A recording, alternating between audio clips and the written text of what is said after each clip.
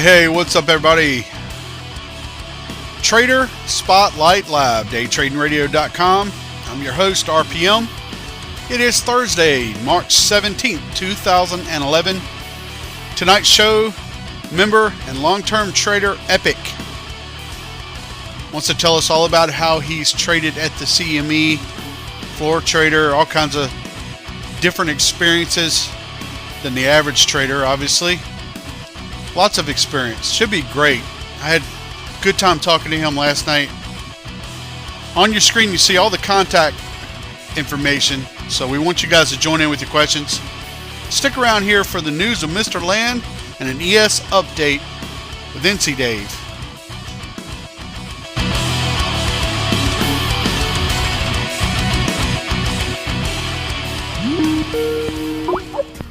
This is Mr. Land with the latest business news headlines from Day Trading Radio for Thursday, March 17, 2011. Signs that the job market might be improving took investors' minds away from fears of a nuclear meltdown and uncertainty in Libya.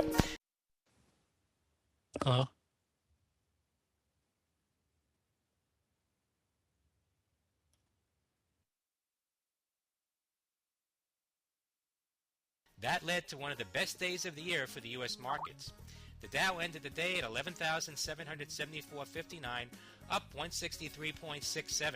The Nasdaq closed at 2636.05, up 19.24, and the S&P 500 closed at 1273.72, up 17.07.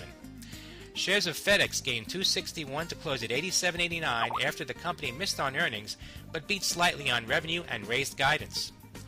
Today's big winners included CME Group, up 668 to close at 286.97 on positive comments by Stifel Nicholas. Siemens closed at 125.91, up 646. Google gained 637 to close at 563.47 after Benchmark raised its estimates on the company.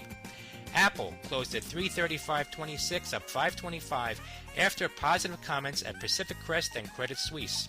And JVA Coffee Holding Company closed at $5.88, up $1.50. On the downside, Chipotle Mexican Grill closed at $251.19, down $7.03 after a downgrade at Jeffries. Amazon closed at $161.27, down $3.43 after reports that other retailers are putting pressure on states to force Amazon to collect sales taxes. F5 Networks closed at $103.77, down $2.88. Lululemon closed at $76.55, down $2.80. Despite better than expected earnings and raised guidance, and Sohu closed at $78.83, down $2.55. After hours, Nike reported lower than expected earnings, sending shares down 5, and LDK Solar rose about 50 cents after that company beat on earnings and revenue. LDK ended the regular session at $12.50 and traded near 13 after hours. Earnings before the open Friday, Perry Ellis. Those are the latest news headlines from Day Trading Radio. I'm Mr. Land. Have a great night.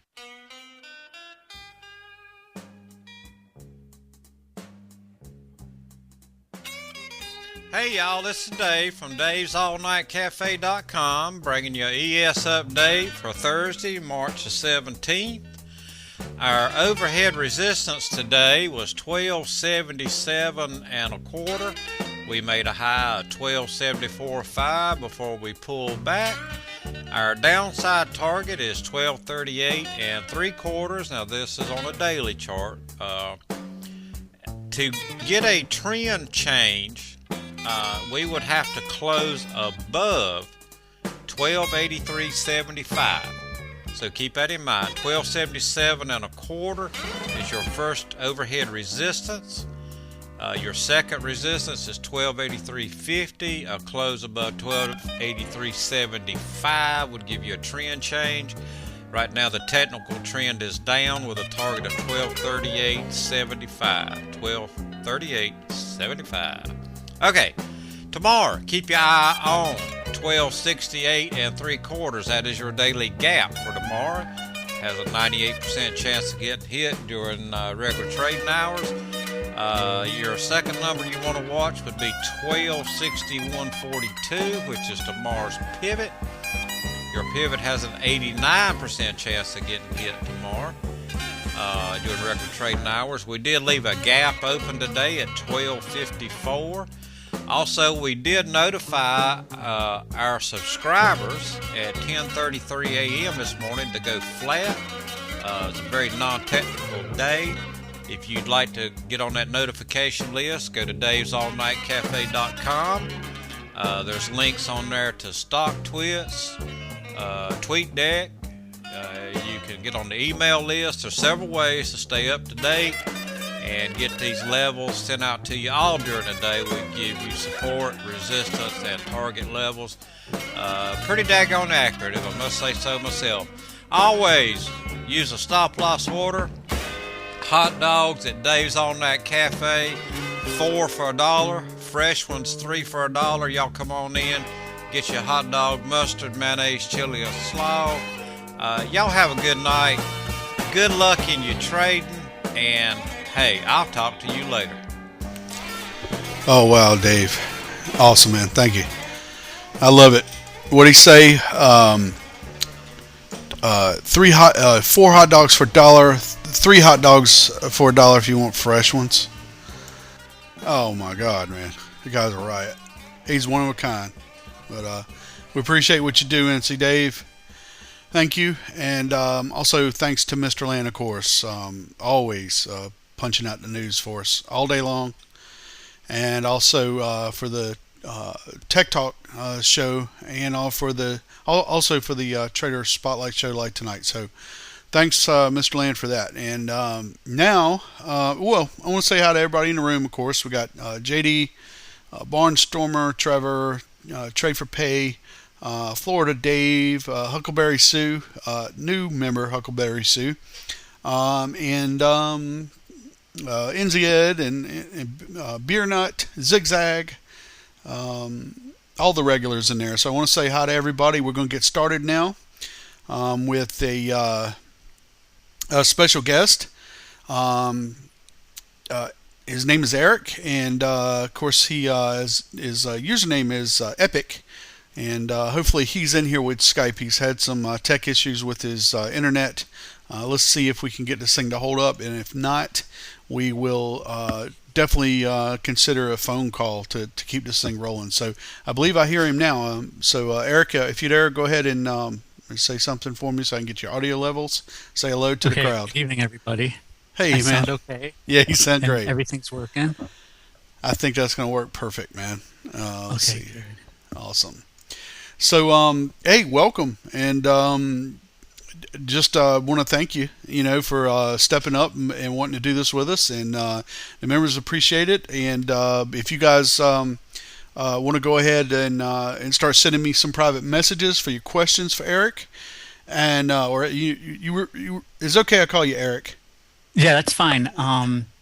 Where everybody starts out, well, how did I find the site? Yeah. Well, I was listening to Ustream, and I was listening to Bloomberg, and I'm like, I'm really sick of it listening to Bloomberg over the radio and Ustream. So I typed in their search engine, day trading, and this day trading radio popped up, and I'm like, oh my God! And the first thing I see is the ES screen, and I'm like, all right, and I tuned in, and I hear Bo on the floor, and I hear the S&P pit, and I'm like, oh my God, I'm having flashbacks. Yep.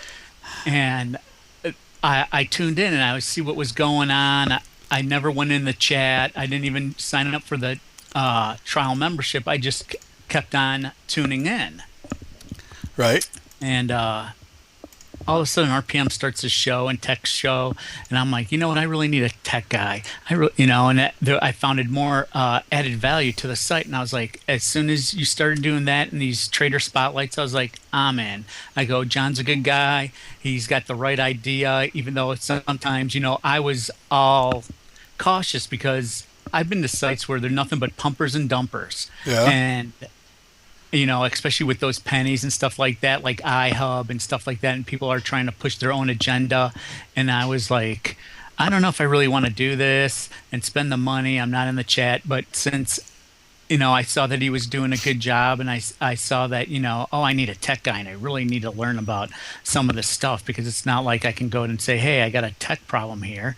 So now I got RPM. Well, that's crazy, man. So you're the one guy. Well, let me adjust my audio a little bit here. So you're the one guy that actually signed up because you heard one of the night shows, and it just happened to be one of mine. You're the guy, right? Pretty much. In October, and right before the rates went up, I'm just okay. I'm signing up for a full year. Awesome. And, yeah, awesome. Well, that's flattering, man. Thanks. It's really awesome. I didn't even know that. I don't believe you told me that you signed up.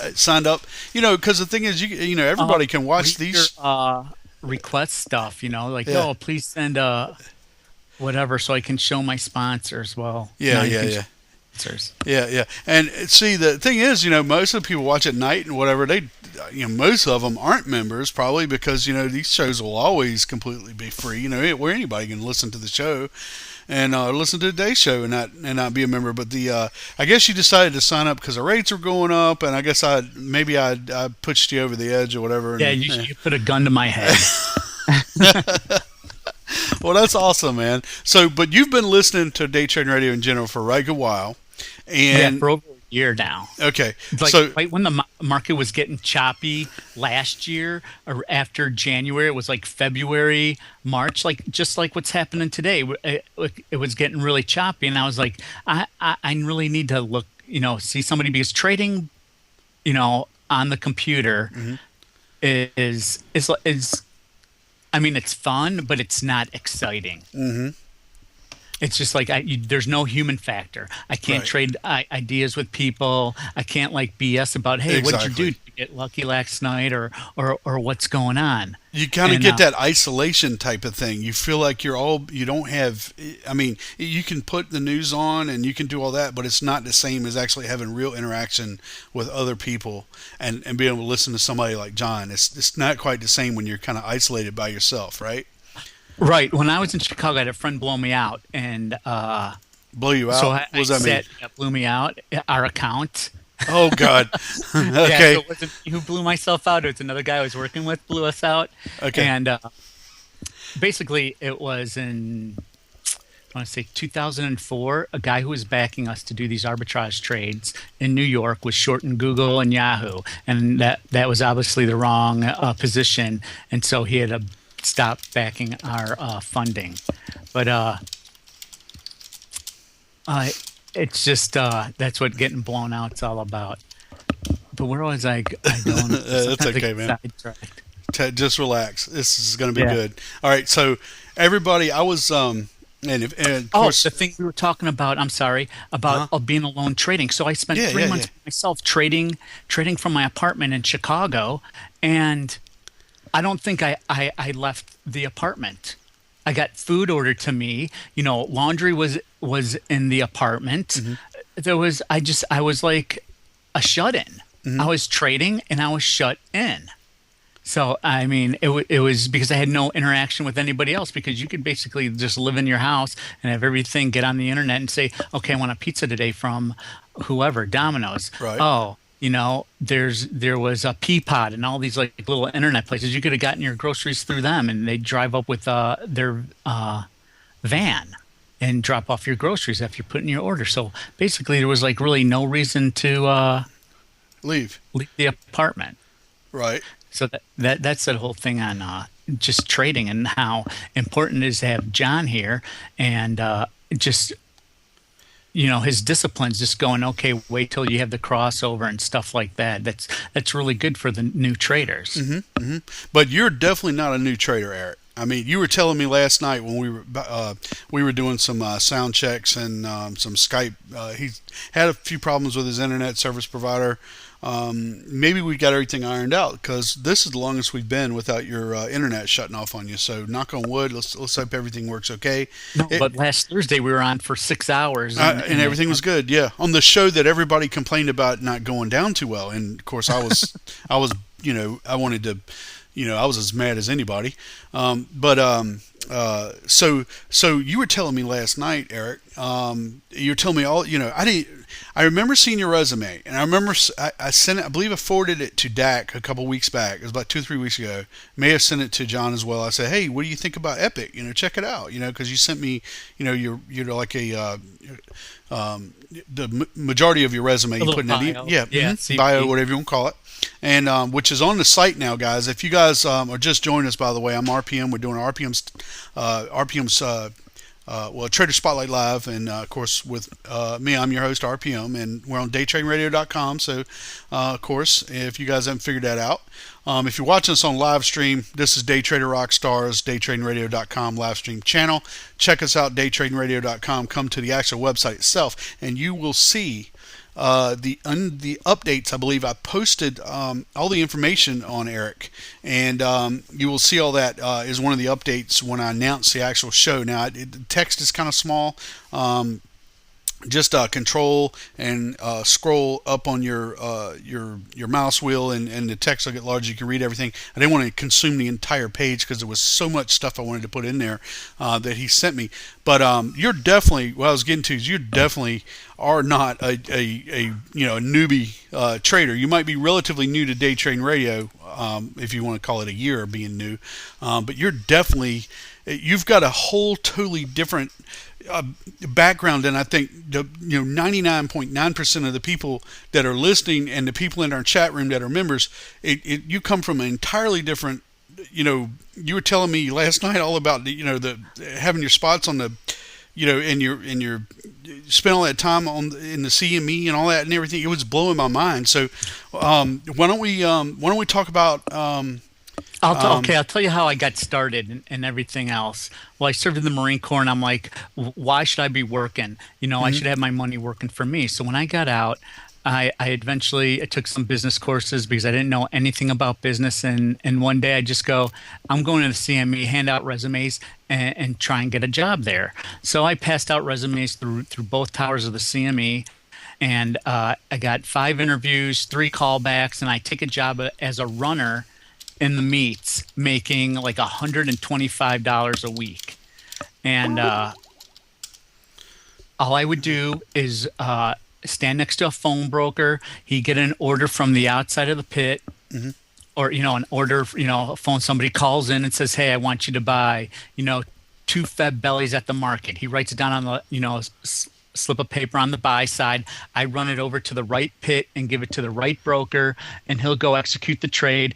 Since it's a market order, I'll wait for the fill. He'll fill it, and I'll run it back, and he'll give his client a confirmed fill on that. And I did that for about 6 weeks, running around the meat, live cattle, pork belly, stuff like that. Just being a runner. Now, when you say, let me interrupt. I got to ask these questions when they hit me. When you say meat, MEAT. You mean actual meat, like pigs and cows? Yeah, and live stuff. cattle, feeder cattle. There's live hogs, or now they're calling them lean hogs, and there's pork bellies, but pork bellies is getting ready to go away because it's unreal how everything is changing in our in our lifetime. I got somebody before.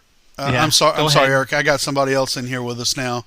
That's just joining us. And look, go ahead and finish what you were saying, and then we'll take that. Take that. Pork question. bellies was a big trade, and there was a lot of traders in it. And the big months were February bellies and August bellies, because pigs back then would only produce the little piglets about twice a year. But now they've genetically modified them to produce every single month, so there's no reason to have bacon in a freezer anymore. So nobody trades it. Okay, Raker's asking about what year, what time frame, how long ago was this? I was at the CME from 93 to the end of 2005, the beginning of 2006. Okay. We got another caller here in Skype, and it sounds like some TV or something maybe in the background. If you could turn that off, I'd appreciate it. Oh, shit. Turn that off. I'm sorry. No, that's no problem. Who's calling? This is Dan, 57. Oh, hey, Dan. How's it going, man? Hi. Pretty good. Did you have a question for Eric? Hello? I'm here. Okay, I'm just like, when I hear something go off, I'm like, okay, this happened.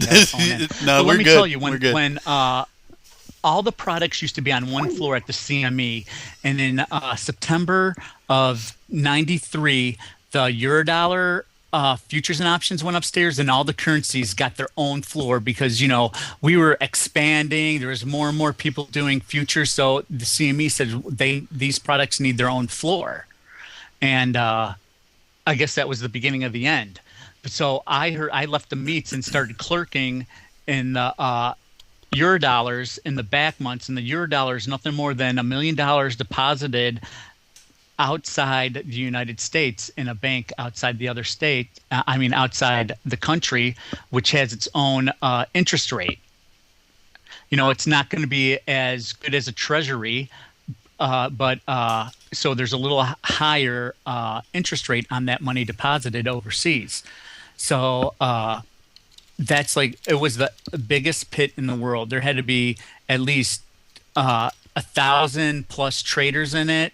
It goes every 3 months, so every quarter from March, June, September, all the way out to 10 years.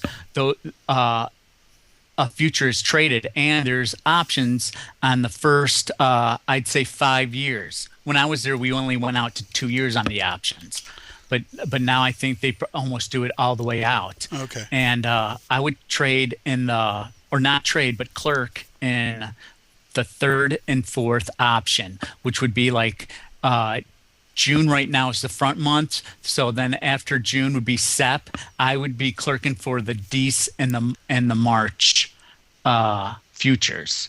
Okay. And just giving the quotes to the banks. It's 2 bid at 3, 2 bid by 500, 300 at 3. That's what's in the pit. I'll say, hey, the bids are small. It's in the afternoon, blasey, blasey, blasey. And I did that for about 2 years until a friend told me that there was an opening at Swiss Bank and that they were looking for a clerk in the Eurodollar options. So I bugged the traders at Swiss Bank for 4 months, and they finally gave me, I interviewed with them, and then they finally let me go to HR and interview there, and finally got the position. And there I worked my way up as a clerk to, assistant trader. And whenever the primary traders weren't there, then they'd be like, hey, we're going on vacation. You watch the account. And so that's where I got a lot of my experience with the Eurodollar options and trading the Eurodollar futures. Okay. Wow. Crazy. Yeah. So is everybody following this? I mean, he's talking about the Decembers and all this stuff and everything, and he's the guy that jumps on that part and all this. Does any of this make sense to anybody? I mean, it's just it's crazy to me, but I'm used to pushing a button in a platform, okay? But I mean, there's we had no. Well, the only computers we had was personal computers in the office to run spreadsheets and stuff like that. Yeah. There wasn't really all this internet running around getting quotes all the way around.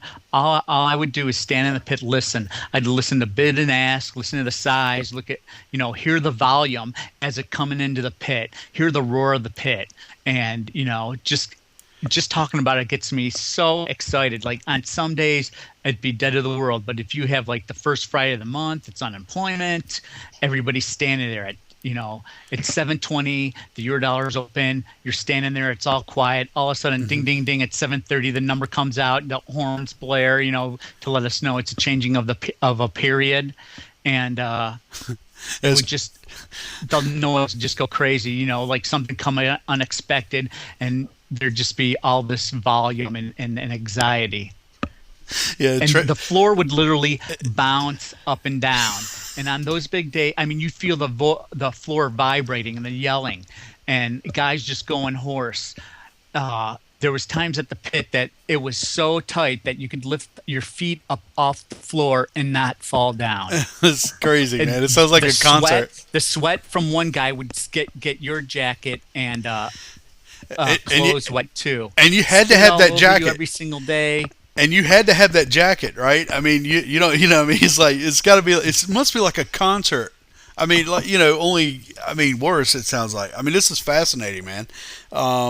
Everybody's just joining us. Of course, we're doing Trader Spotlight Live, and we've got Eric on the phone here and on Skype, and he's been a Day Trading Radio member now for a few months, and he's been a listener for about a year, and he's spent a lot of time on the floor at the CME, so that's what he's just telling us about. I see a bunch of people. There's a retard in the room there. He's dying to see some of your setups and some of your technical trades, how you look for your trades and everything. What I was going to try to do, we got plenty of time for that. What I was going to try to do is just, get. I'll keep on going. Let me keep on talking. Okay. it's just like, that whole anxiety of the pit and everything else, and listen to the volume while I was lurking in the third and fourth option in the Eurodollars. I was a debt holder, so I would see order flow come in. I would see these big banks put in maybe stops, or I'd hold the deck for all the orders would come to me, and I'd sort them in the right way through price. And then when we hit the price, I'd hand it back, give it to the broker. He'd go yell it out. He'd either buy or sell it, give it back to me, and I'd give it to a runner, and they run it back to the desk.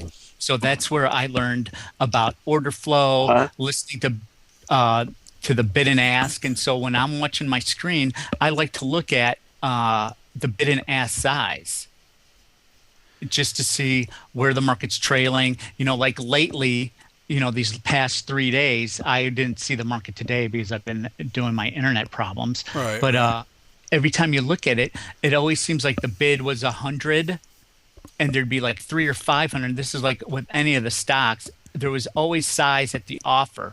And when you see that, it's just like, you know what? Maybe I shouldn't be putting on my regular 200 or 500 share lot. I need to back off and just trade 50 if I even really want to get long. And all it was been telling me this whole week, don't buy until maybe today, but I didn't even get to see it. So I'm a little lost for the day. Okay. But, back to the floor thing. I remember last night you were telling me about how you would be out on the floor and you would have a bid. It's like 16 or something. Somebody else's at 17. Oh, the story when I blew out at the Board of Trade. Yeah, well, I stayed at Swiss Bank for probably a little over 3 years, and they wanted me to move to New York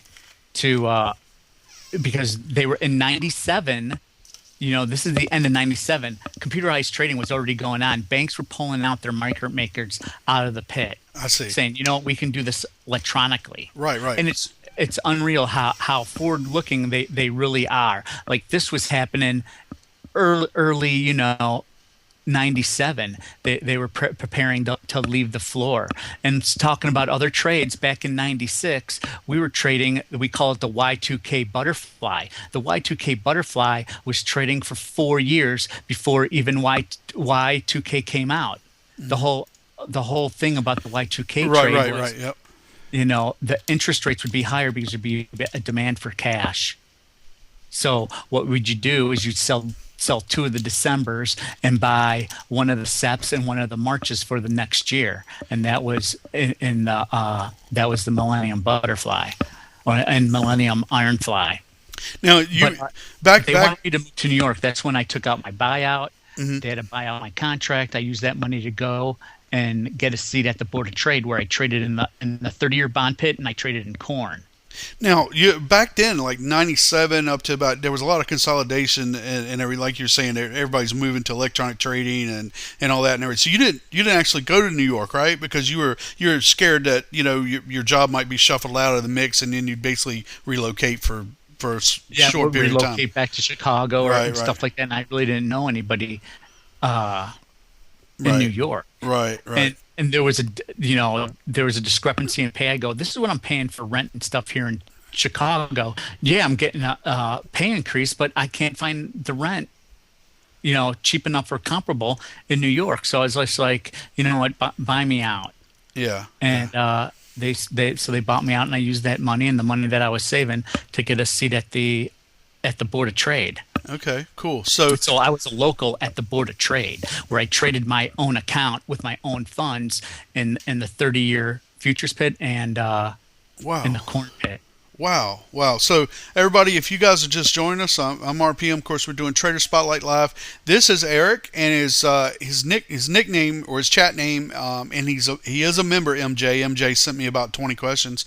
She got in a little bit late, but he is a member. MJ's from Chicago. Yeah. She's in Cicero. She's always like, "Oh, where El Capone lived," or whatever. So yes, he is a member. He's been a member for about 4 or 5 months now, or so, something like that. 6 months. October. Yep, and it's EPIK, right? Is that how? Yep. And so he is. Yeah. So that's I guess that's kind of like your background. Yes, MJ. His name is Eric. So that's kind of like, I guess, sort of like a fast forward all the way up to, what, 2006, 2007, or whatever. That was like in 2000. Oh, okay, okay. When I got what I call my face ripped off. You want to tell us about that? I was in the bond pit. Tom Baldwin, you might have read about him in Market Wizards. Yeah. He was 16 bid 5,000. So I'm leaning on his bid. He's 16 bid, so I'm 16 bid. This is one of the best bond traders at the time. Okay. And he pulls his order. 16 start to trade. I turn around to the broker, who's standing on the top step, and I go sold 300. Well, it goes 15 bid at 17, 16, 17, 18 bid. And I'm like, oh my God, I'm about ready to throw up. I got 300 bond contracts on. I'm getting sick to my stomach. And in this period that happened in about 2 hours, I went to the bathroom like every 30 minutes, just pooping my pants out, just everything, just cleaning me out. I'm like really sweating it. And so I sold some more like at 22. The market kept on going against me, and I sold some more at 24. And I go, if this gets up to like 26, 27, I'm going to have to just puke them all out and be done with it. Well, the market goes all the way up to 27, 28. It was like, I think the futures were trading back then. We were trading an 8% bond, which now we only trade I think a 6% bond. It was I was, 117, 27, offered at 28. And I just walk down to the bottom of the pit, and I just scream out, 8 bid. And I just sold.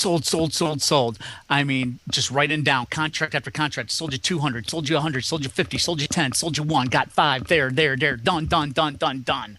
So I covered all my shorts, and I go to the bathroom and I sit down, in the, to hide and count this up. And I go, I don't even know what my position is. And I go in there and right to the penny, I sold everything that I was short. Didn't even know them, bought them all right back. And I had $370,000 to lose, and I lost $370,000 right to the penny that day. And I was like, oh my God, can you believe this? I'm not over, I'm not under. There was something in my subconscious that told me basically where I was and what I did, and I just did it on reaction. And the thing is that later on in life, I go think about it, and I go, I went in there in the pit and said to myself, I had $370,000 to lose, and you know what I did? I lost it. So, and that's your money. I mean, you were trading this for your own. That was money to buy a house, and I'm like, why buy a house? I'll just go buy a seat at the exchange. So I had to put my seat up for sale to cover my losses and stuff. And I sat in my room for a month, going, what am I going to do now? And you're in the middle of physically in the middle of a floor with a bunch of other cutthroat bastards that are trying to kill you. Okay, and talking about having the guts, man. I told one guy on the floor, I go, hey, who's my buddy? And he was a little younger than me. And he goes, dude, you're Swiss Bank. Because, everybody was like, knew I was a good trader. He goes, you blew out. And I mean, he didn't say that. I go, I blew out. And he was just like, his jaw dropped and says, you blew out. He thought you were still Swiss Bank. Well, no, he didn't think I was Swiss Bank. He didn't think you still were Swiss, but he remembered that you were at one point. Yeah, because my jacket was the old Swiss Bank colors. Okay. I mean, I got it on right now, so if we went to the screenshot or whatever. Can we see? Can we do that? You want to do that? Everybody wants to see Eric? We could go to my video or something. Yeah. Put your video up. Let's do this. This is cool. Hey, man, I really appreciate this. This is awesome. Oh, there it is. I hope everybody is getting a little bit. All right, there he is. All right, it's a little bit grainy because your internet's a little fuzzy there. But but right here's my bed. That's where I get Epik from. My clearing firm that was at the CME. But this is the Swiss Bank colors. And over here says this pin here says, I use derivatives. Do you have a problem with that? And that was handed out to all the people at the exchange on the day Orange County blew out. So derivatives. Yeah, can we see more of the jack? Can you back up a little bit so we can get a little bit better shot and try to be a little bit still so that the what do you call it, the pixelization will iron. So awesome, man. This is awesome. All right, that's cool. Hey, come on, make a market. Where you at? I'm 7 bid 300, 208. We're just flashing all those symbols. Awesome. Awesome, man. This is cool, man. This is all right. So those weren't gang signs, by the way, everybody. That's well, it may as well be. Probably about one of the roughest places you could possibly put yourself is in there. This was the old O'Connor's jacket on the floor of the CME, and then from there, Swiss Bank bought out the O'Connors, and because they needed a bond operation, or not a bond operation, but a options operation. Okay. But now I can take this off because it's 85 here in Texas, and I don't want to turn on the air conditioning just quite yet. This is way early. This is like the 4th or 5th hottest St. Patty's Day, and you like the green, don't you? Green money. Yep. St. Patty's Day. Cool, man. So so what I was going to ask you next, let me see here. The Skype is kind of locking up on me. Oh boy, here we go. Hey, do you want me to shut something down like that? No, it's not your end. It's not your end. Hang on just a minute here. Okay. All right. Oh, I see. You take off the video. We were doing fine. There we go. We're fine now. We're back. Okay. Okay, so I got MJ driving me crazy here and I don't mean that in a bad way, MJ. Let me see what MJ wants. Wants to know if you have any meat groups in Chicago. Says, is Eric a member of any meat groups? And she spelled meat M-E-E-T, not M-E-A-T. So I don't know what that means. And then he says, Eric, you're so soft-spoken. How did you survive with all those sharks? Well, that's why my jacket's so loud. I'm 5'7", but what's his name from CNBC? I can't believe it. Rick Santelli. Okay. He's like 5'4". He's the tiniest little man you ever see. But guys like me, I just would be annoying.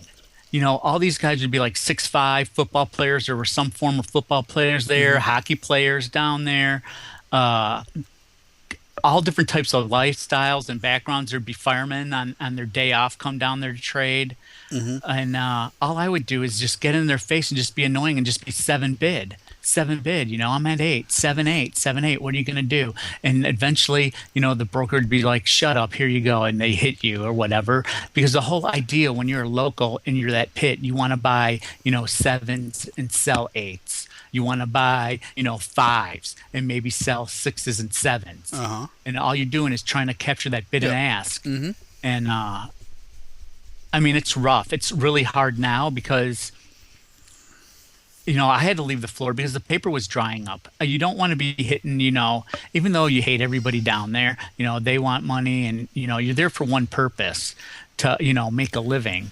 And you really don't want to have to hit your fellow broker or your fellow, local trader. Because you're like, okay, one of you is going to be wrong and one of you is going to go home a loser that day. Yep. And so you try and get all the orders that are coming in, let's screw the banks or let's go screw, the outside customer. Not in that sense, but, I'm not going to budge. I'm going to be the bid and I'm going to be the offer. So if you want to get long, I'm going to sell you 6s and then I'm going to try and buy 5s. And I'll work the bid-ask spread. So for the most part, when you're there and you're in this thing, when you show up there and you're in that pit, okay, you're basically trying to take somebody else's money who's right there physically in that same room with you. Basically you're trying to take. It's not like everybody in the pit's going to have a wonderful day and everybody goes home and goes out and eats together and high fives and everything. Wow, it's a great day. Or it's pretty much somebody's buying somebody else's stuff, making a profit, laughing at you, and then there's some guy in the corner or in the bathroom in your case that's having has had a horrible day. Crying his eyes out. Yeah. Don't want anybody to know they just lost a house. Yeah, it's pretty much dog eat dog for the most part, right? It's one guy, almost like a NASCAR race. There's going to be people that are going to get first, second, and third, and then there are going to be people that got ran into the wall and are left with an upside down car. And you're all in there together, right? It's not like everybody can win, right? We all try. Yeah, but somebody's going to lose because you're winning, right? Sometimes all the locals are going to lean one way and paper's going to lean the other way, and you're going to just see, paper's usually going to come in there and they're buying 5s because they think it's going to go up to 15, where I'll sell them 5s because I think somebody's going to come in and want to sell me 4s so I can buy the 4s, sell the 5s, and I make the scalp. Right. So this is fascinating to me because I've never done it. I mean, my very first trades and everything were like I said, like with a platform back about 5 or 6 years ago. And so this is just when you talk about platforms, Delta sheets, stuff like that, all that stuff was like done in your head. Okay, all right. I gotta. Like you guys look at stochastic stuff like that. When I was on the floor, I had to just listen to look at order flow, see the orders coming in, remembering what price is there, see if Goldman Sachs bought 500 contracts at this strike. I'd quickly do say the market's been open for 3 hours. I'd say, okay, where's the high, where's the low, what's in the middle, the 50% rule, I call it. Mm-hmm. So you say, okay, if the market's going to be closing below the 50% rule, then maybe I should be short. I'd be getting out of my longs if I had any longs on. So and if it looks like it's going down. So, and also on the floor they show the tick, and I was a big user of the tick. John puts it up every once in a while. Mm-hmm. It's a really good indicator for short-term reversals. But like a lot of that, I don't trade that way now. Right. Okay. I'm more like sit on my hands, be patient, wait till the things work out. Right. Let me get to some questions that people. My whole chat room is completely filled up with private messages. Yeah, that's why I'm like not on chat. I'll be like trying to read, to lose my train of thought. It's not easy. Here's Coder. He says, how you floor traders, and you're just so everybody knows you trade from home now. I mean, you're okay. But when you were a floor trader, and from what your knowledge of how the floor trading happens, his question is, how do floor traders trade without real-time updating charts right there in front of you, in your face, and by what criteria are you deciding to buy and sell? You just touched on that just a few minutes ago, I guess. You had to keep this in your head pretty much, right? You have to see the orders on paper, or hear them and. Before the market opens, I'll go look at, okay, where the daily, everybody uses daily. You got to look at that. You say, where are the stochastics? Do I have a crossover? Stuff like that. Do I want to be long? What happened at the 7:30 numbers? Did unemployment come out? And, what did interest rates do? When you get up in the morning, you got to look at 7 different things before the market even opens. You want to look at, where's oil at? Where did Hong Kong and China close? Where's the bond market? What's Europe doing right now? Are they positive or negative? And all those things, all that information you bring already into the pit. You already know. Mm-hmm. So then when the bell rings at 8:30, I have an idea. But I always had this rule, and I'll tell you guys, I've never traded the first 10 minutes of the open. Never. Not when I was a floor trader, not when I worked for Swiss Bank, nobody. I always had my hands like this, crossed over, under my armpits, or I had them in my pockets. Those first 10 minutes, I won't trade. I still don't trade today like that. I will not trade the first 10 minutes. And then I'll look and say, okay, we're moving higher. Well, what day is it of the week? Okay, it's Tuesday. Well, wait a minute. Friday and Monday were both up days. Today's reversal Tuesday. So maybe I'll have like a bearish bias. Or Monday, or Friday and Monday were up days. Tuesday is what we call reversal Tuesday. So, okay, we're trading higher right at the opening. I'm looking for that the 850, which is what John calls a 950 reversal. I mean, all these things have been, those setups have been going on probably since markets have been open. Crazy. So you always want to think that. And now I trade stocks. I'm probably going back into commodities early in sometime in May, once I get all this computer stuff worked out and refund my accounts. When you want to trade futures, don't start in the I started in the corn. And those traders on the floor, they say, if you want to learn about futures contracts, go start with corn. It's a blue collared worker. And the only thing is now they treat it like a currency, and it whipsaws around. Yeah. I think corn was limit up today. It's crazy, but the margin is only $500, where S&P is what, $5,000. Yeah. So that's interesting. I've heard we had a member. I don't know if you remember C Spirit. He used to come in the room a lot, and he's trading all kinds of, corn and soybeans and all, stuff like that and everything. Right. But that's interesting. I got one here from Gone Fishing. He says, ask you. If you tend to follow some of the big guys, when you were on the floor trading, like somebody tailing? like following Goldman Sachs or whatever, would you? Goldman Sachs and the banks are my enemy. When you're a local, they're your enemy. Okay, so you were basically considered one of the locals there, and reminds me too. You told me that Bo, the guy that does the trade the news. I don't know him personally, but I know of him. Okay, he's around on the head in the pit, quoting the markets and stuff like that. But I know him probably before they started doing this, trade the news thing. Cool. So yeah, because we're like a little family. Yeah. We know of each other. We might not be friends. We might not even like each other, but we have a mutual respect for each other because we know, one day you're a millionaire, the next day it's a New York minute, and that's the end of it. Right. There used to be a thing that we like to kid around called, the O'Hare bond spread or whatever market you're trading. Mm-hmm. It's the S&P. What do you got on? I got the S&P O'Hare spread on, meaning I'm long an O'Hare ticket and I might be short the market. And so at 3:15 when the market closes, I'll be calling from O'Hare, wondering if I'm getting on the plane or not. Some people in the room have asked me, were you ever the muscle? No, and I haven't heard the muscle in a while. Really? And I don't think he blew out because you don't hear Bo saying, "Oh, the muscle's in here trying to bid it up or push it." Remember, he was trying to sell it, and it kept on going against him. Now, I don't know if he blew out, but I think maybe the papers dried up and he finally realizes that I'm just going to have to go to the screen himself. This is fascinating. Here's one from Pete Rock. Says, can I ask Epik? I'd like to hear Bo say, "Hey, muscle's in here. He's back." Yeah. But he kind of disappeared, and Bo's pointing out different guys like Sniper and so I listen to that when John turns it off. I'm like, oh, what's going on there? But it gets dead, and when I was down there, in the early 90s, there's 500 guys in there. Now, I think there's lucky to be 50 guys in that pit. Night wants you to explain, what does paper dried up? What does that mean to us? What does that mean? Oh, paper dried up? It means banks are not putting their orders through the pit. They're going to the electronic screen. So it literally means there's no paper there. There's no paper orders, right?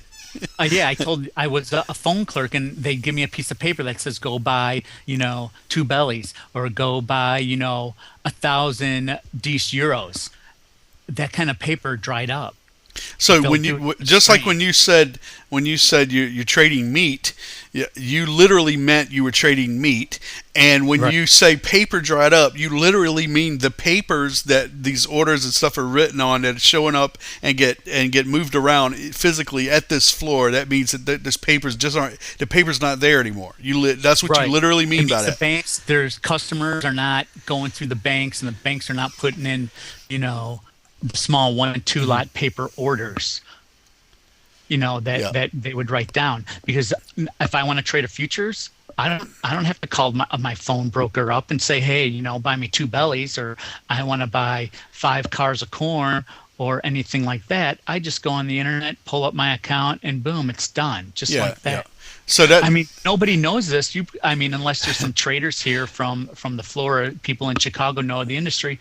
Did you know that there was a night bond session from 6:00 at night until 9:00 at night? There was an open outcry government bond auction just for Japan to trade our bonds. Here's Cliff Trader asking one. He wants to know, how long do you think that the open outcry pits are going to last?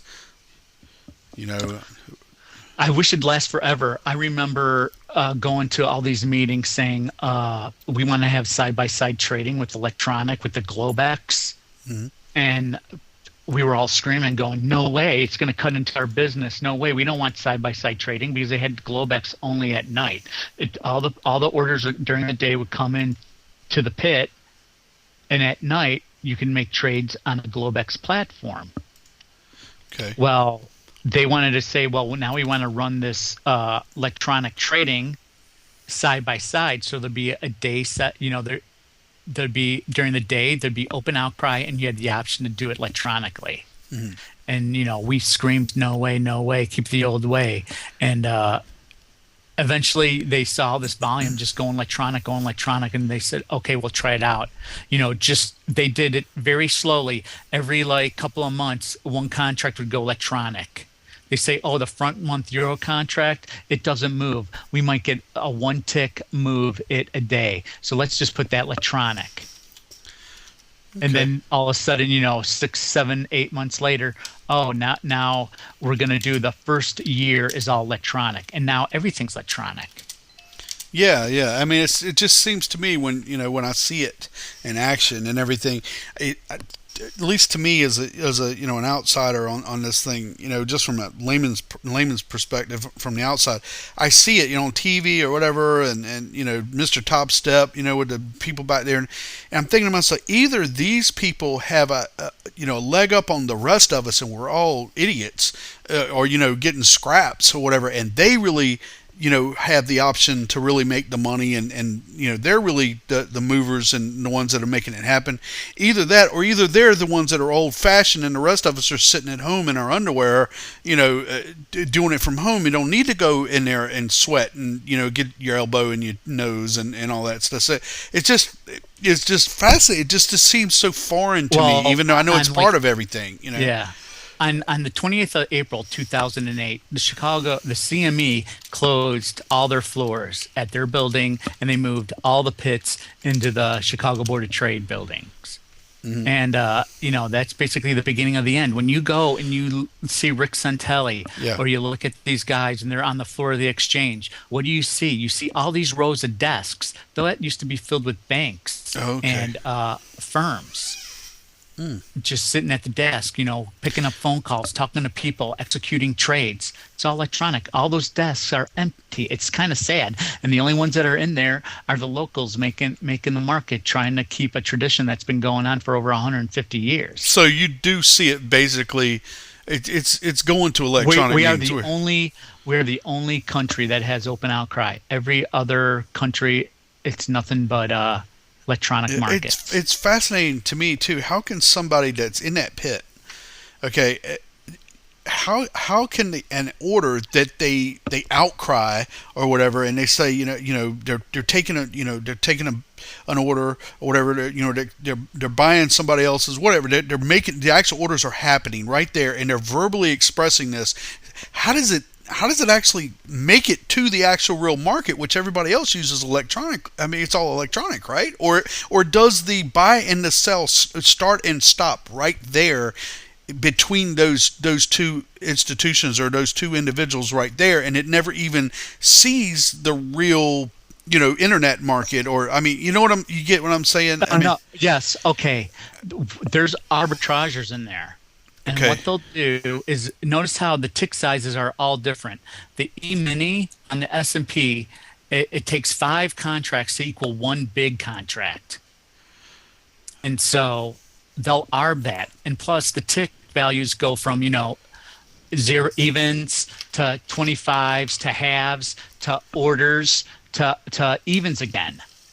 It's in a 25 point, or I should say 25 penny increments. Okay. Whereas on the floor, it can go as pennies. Okay. So on the floor, I could trade in between the spread that's on the electronic market. The electronic market might be even bid at 25. While on the floor, it might be 10 at 20. Sorry about that. I was just trying to read something. I got just 3 or 4 emails from people saying great show. We hit a record, man. We were up to 725 viewers, and we had 226 in the chat room just a few minutes ago. So congratulations. I got 25 computers over here, so I'm about 25 of that viewers. Okay, yeah. I hear you. Now, we were just talking about, the reality and how that mixes into what the rest of us see. Every trade pretty much has to be recorded to the tape, right? I mean, there's a person, a clerk that's strictly in the, that works for the exchange. They wear a blue jacket, and they'll keep on printing up, to the world, letting it know electronically that this is where the S&P bigs are trading at. Okay. And it's like that for every pit in the corn pit and stuff like that. They have, I forget, they wear blue jackets down there. They work for the change. They're pit reporters. That's what they're called. And they report on what's going on in the market. Here's one from I'm looking at my emails on my BlackBerry. I apologize, guys. I haven't set up my email on this computer, so I'm just actually works pretty good. I can just sit here with the BlackBerry. It says, did you ever trade with Eddie C in the Euro pit? Eddie C? Does he know his badge? No. The euro, not euro. Is it the euro dollar currency? Is it the euro dollar? Yeah, it's a euro and a dollar sign behind it. He says a euro dollar sign and a pit. Because there's euro currency and there's euro dollars. Yeah. There were so many. There's so many euro dollar traders back then. Okay. Well, it's unreal. Why do you think there was banks like Goldman Sachs would be on both sides of the pit? Because one side of the pit might have a different market than the other side of the pit. That's how big the market was. Yeah. Or how many traders were there that you could catch a tick difference from one side of the pit to the other. That's how many traders in markets. You sometimes you wouldn't even know what's going on there, and then the bank be yelling, "Well, he's getting fives. Why are you buying sixes?" Yeah.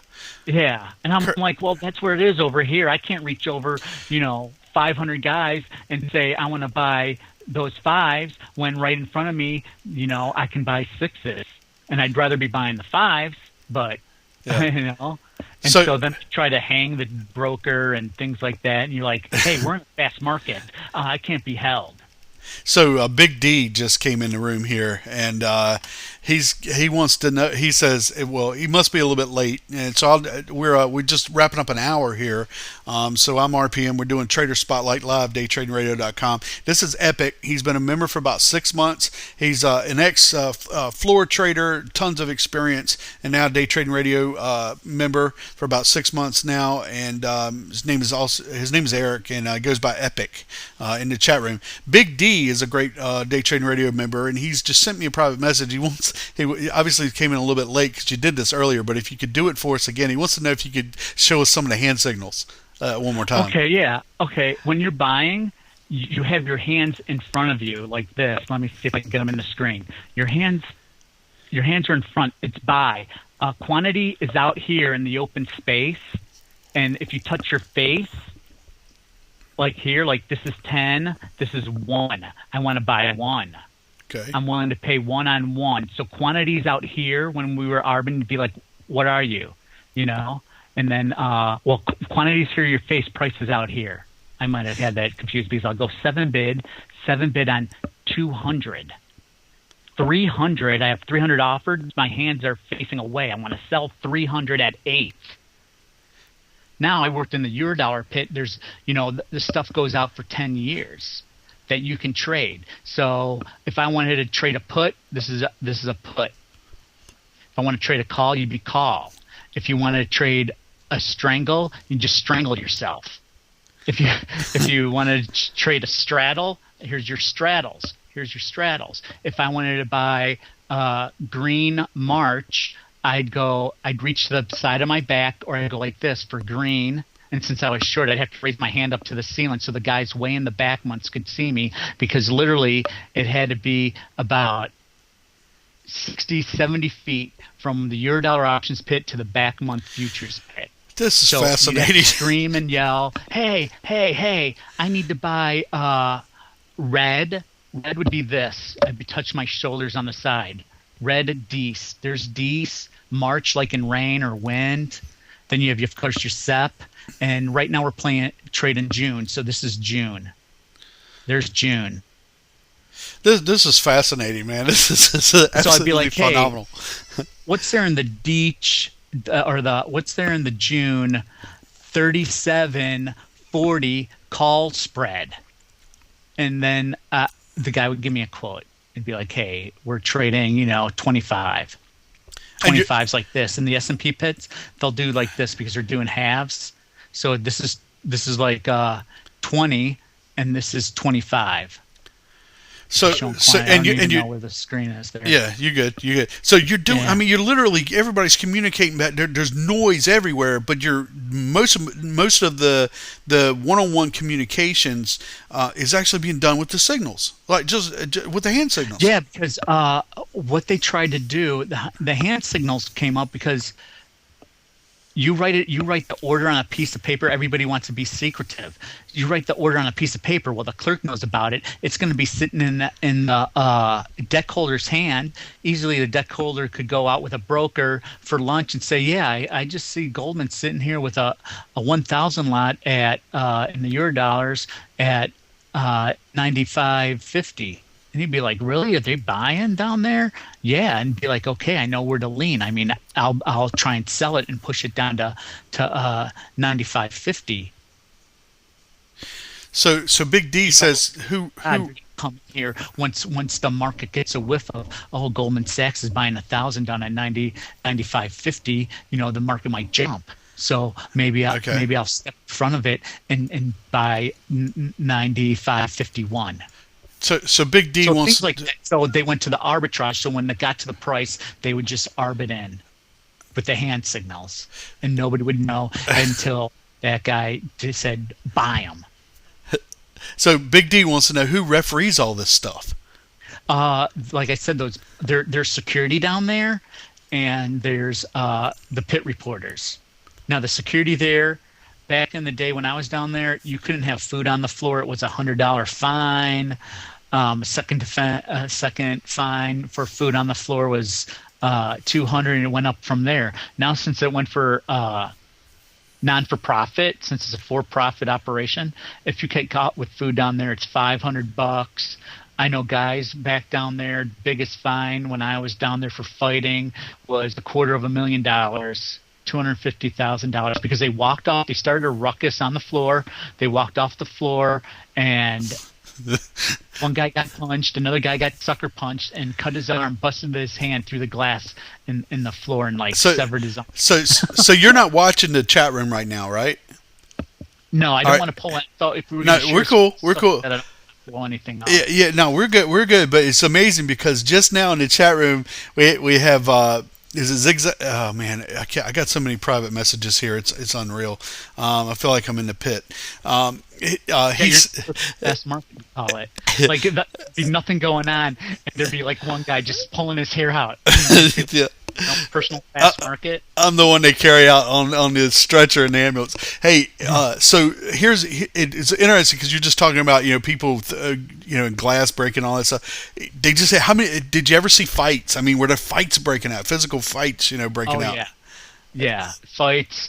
It gets inadvertently, somebody might stab you with a pen because you're holding a pen or pencil, and you raise up your arm. You're like, "Oh my God, I'm 7 bid!" And bam, you get hit in the face with a pen. I don't know how many times I might have been yelling, open outcry stuff, and somebody's spit would land inside my mouth. Oh yeah, it's just nauseous stuff. There was one guy that I didn't work with him. He was in the pit, but every morning he'd have coffee like from Starbucks and a cigar. So then you know what that would smell like next to you in the pit at 8:30 or 7:20 in the morning? It was disgusting. Or guys would go out, big party, hungover, right next to you, barely can stand up, leaning up against you, and just stuff like that. I wear glasses. I mean, it was good and bad. I'd be done at the trading day and just be spots all covered. Couldn't even I have to go wash my glasses. Crazy, man. So. Yeah, so far the Skype is out. It's not. I mean, back when it was crowded like that, yeah, it broke out more. But now, since the pit is dying, I mean, what's there to fight about? Yeah, I was just gonna say, so far the Skype is working. It's holding up, but your audio is kind of breaking up a little bit every once in a while. Like we'll get 2 or 3 minutes where you're perfectly clear. Spotlight, or you want to turn off the video? Yeah, let's go ahead and shut off the video, and then for now, and then we'll get to some more questions. And you were holding up pretty well, but it goes and comes. But you know what? We've done a whole lot better. Yes, it comes. Yeah. Yeah.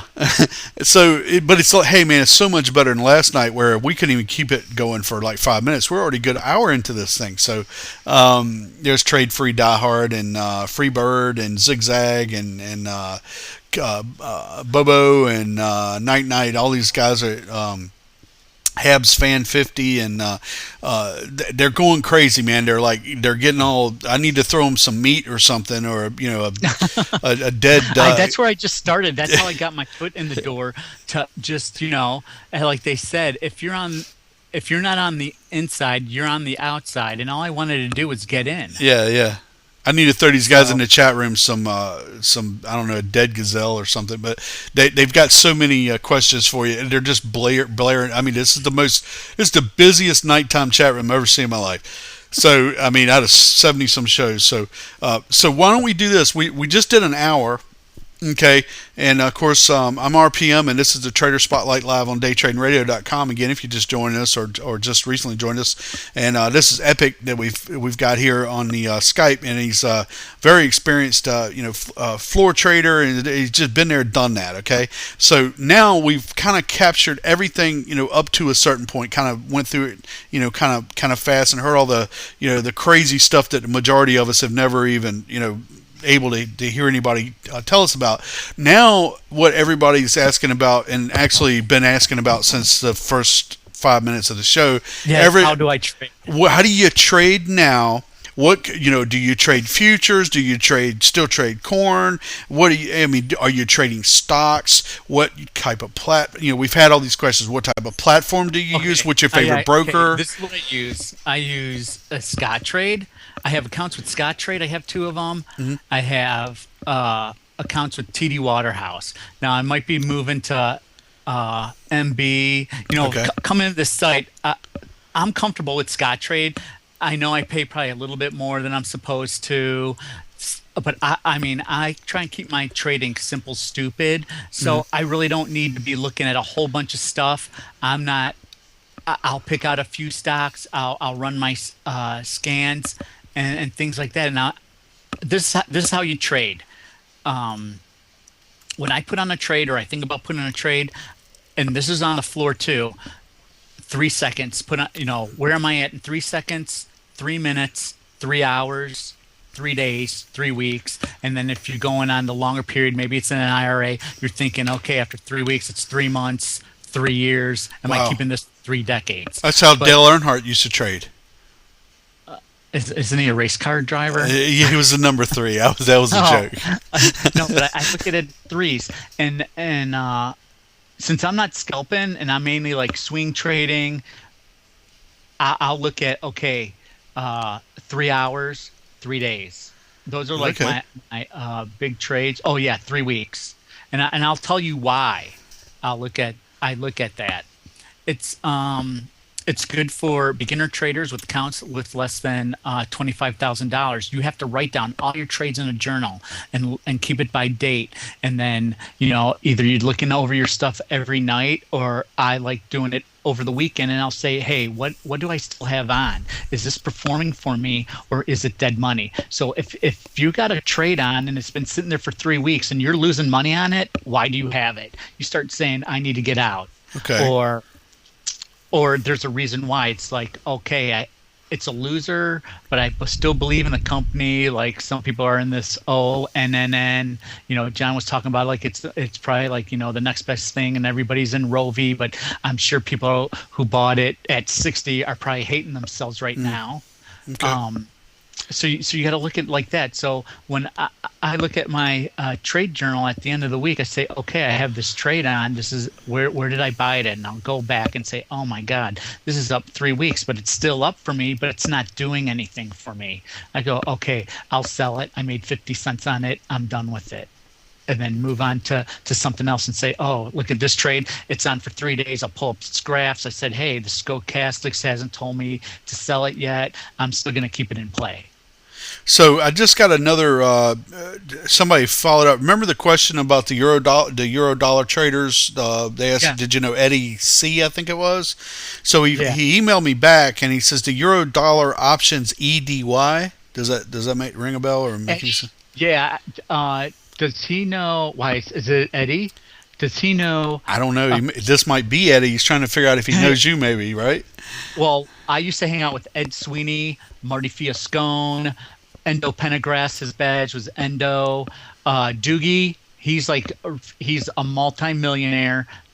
He has his own trading firm now, DWR. There's Scott Saldana. These are all back month Eurodollar options traders. Who else? Michael Cohen. I'm trying to go for their names. So, but those are guys. Oh, Michael Friedman. He's a big guy who wore a toupee. So we always made fun with him. He had like 3 different ones. He'd be like, yeah, I'm going to go and get a haircut. And so then the next day he's wearing a different toupee. There's just a whole bunch of cast of characters down there. Awesome. Your audio is cutting out just a little bit, but you're back now. I got a couple more here. Let's see. Okay. Blah, blah, blah, blah. We did that one. Here's Trade for Your Diehards. Posted me a YouTube video. I'm pretty sure it's a joke and it's meant to crack me up. MJ would like to know if you're trading any options. Do you ever trade options? Yes, I use options for spec or when there's nervousness in the market. Like everybody noticed that the VIX was down. It was below 17 and the market was really choppy. And I go, you know what? This market's just screaming to me to buy some put protection. Now, when you have stuff like that and you're long a stock, instead of selling the covered call because you're not getting nothing for it, you might as well buy that cheap put. Okay. So the answer to that would be yes, MJ. Yeah, like earnings for Cisco. I was like 10 minutes before the close, right before their earnings. And I was just like, okay, we're trading at 22. I bought the 21 puts for 28 cents. And I'm like, hey, for $1 shot, lottery ticket, why not just do it for $100? And sure enough, I'm still short them. I took delivery of the short futures, or short stock. I'm still short it. I don't think Cisco's going anywhere. I think it's a good hedge in the whole technical aspect in the stocks in the semiconductor area to still be short it. I was a spreader. I did spreading in the back months in the Eurodollar futures, and I did spreading. An options trader is nothing more than a spreader, and so. If you want to take that to a different level in stock trading, it's like I'll tell you, like in January, I was looking at the January effect. Where was the biggest bang? I owned Intel, I owned Cisco before the I think the January 9th like tick tobacco or whenever the earnings came out. I was long that. I was long Dell. And I'm like, you know what? I'm long all this stuff. I remember listening to John, and we were buying AMD at like $6, and we went up to $7. He sold it out, and I sold it out too, and we went all the way up to like $8. Well, I'm looking at it one day. It went through its Bollinger Band. It had a 2 standard deviation move. It was trading 919, and I'm like, you know what? I'm long all these semiconductor stocks. I really need to have something short just in case something happens. Mm-hmm. I shorted it that day, like 15 minutes before the close. 4 hours later, the CEO is saying he's resigning, and it just dropped. And I stayed shorted until about 7:35, and I bought it, and I got wherever near the bottom was before $8. I bought in. I bought again at 8:43, and I've been riding it out. I sold some out at $9.60. I sold some out at $9 when we came down. I'm still long 50 shares of it because I think it's a good stock, and it's just a reminder. It's like sometime I got to go and pick up some more AMD, which is good because I'm still short Cisco, so I can really get long some more AMD. And if the market goes down, I'm still short that Cisco, which is still looking weak. When John and everybody's like talking about this 7-day, it had the big down move and the 7-day reversal, or you wait 5 to 7 days and get long. I was just like, I was looking at the offers, and the size on the offers is, like I said, I look at the bid and asks and the size, and it just seems like there's just even today there's a lot of size offered offered. And I'm like, well, why get long when it looks like there's a lot of sellers at every single price? Okay. That's why I look at when you guys are I don't know if you guys keep the bid ask size up on your screen and stuff, but it's good to take a look at it every once in a while and say, when you come to a level and you see like what I call the paper, coming in and selling it, all the orders start coming in, and be like, oh my God, there's a level, and look at it. It confirms it by seeing the volume and that offer coming in at the ask. Right. All right. And so, like when we moved up, there always seemed like there was a lot of paper there to sell it to you. Mm-hmm. So do you want to maybe try to do a screen share and maybe go over some of the basic questions that everybody is? I get multiple same questions over and over again. Like, do you want to show us any charting that you do, any type of indicators that you like? I'll try and show. I use FinViz. I keep the stuff really simple. Okay. I'll use what is it? Not sharp charts, but something like that. Because you know what I do? I'm just looking at the hour. I like stuff for free. So why pay for charting service when I'm not even that type of trader to look at it? I can get my hourly charts from Scott Trader, and if I need to, I can always. I'm looking at where does it close. It's not where the market opens. It's where it closes that really makes. It's where where it counts. I don't care where the market opens. It's like, okay, so we opened up, so much higher, but where are we going to close? Yeah. Do you want to go ahead and start that screen share with me? We'll give it a try because your audio is really clear now. I think your bandwidth is better. I apologize for the squeaky chair, everybody. I actually used a half a can of WD-40 on it. So okay, let's go to call, right? Mm-hmm. Call and share your screen.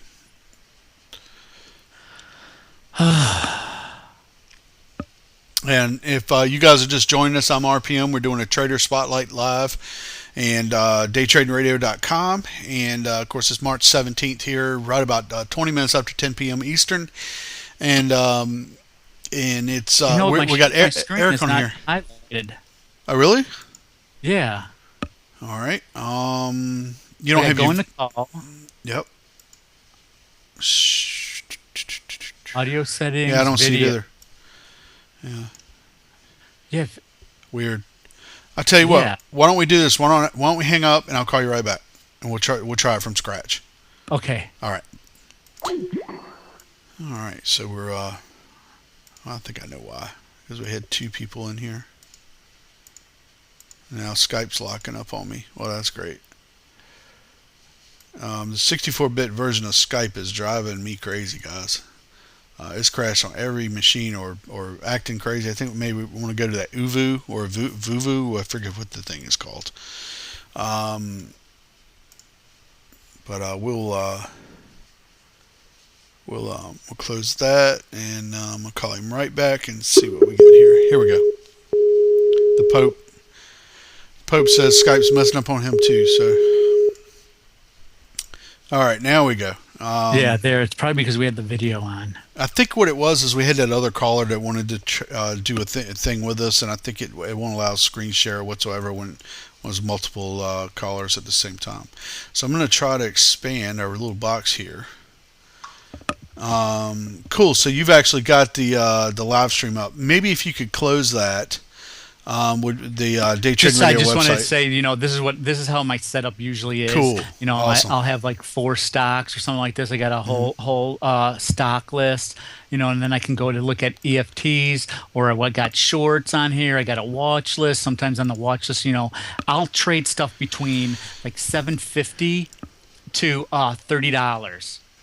I'll trade within that dollar amount range because I'll short like $50 or $60 stocks, but I'll only buy, I want to use leverage. I want to be able to buy the 200 to 500 shares. Okay. So this is why, what I'm talking about is good for guys who have their accounts under $25,000. They have to pull money out of it every month or every quarter. It's kind of shocking. You get all this leverage, and then here comes the end of the quarter, and you got to pull out, $3 to $7 grand to live on. So, that's why I try and keep these stocks, but I always like have a spread on. So like I told you, I have this Cisco short on. I'm also short Thor. What's a hold down, a hold down. I'm only short 50 shares. I'll short like 50 to 100 shares, and in this choppy market, that's all you really should be doing. Okay. But and then I also have the Asian list, since Asian EFTs I got a list of, and some of the stocks I watch.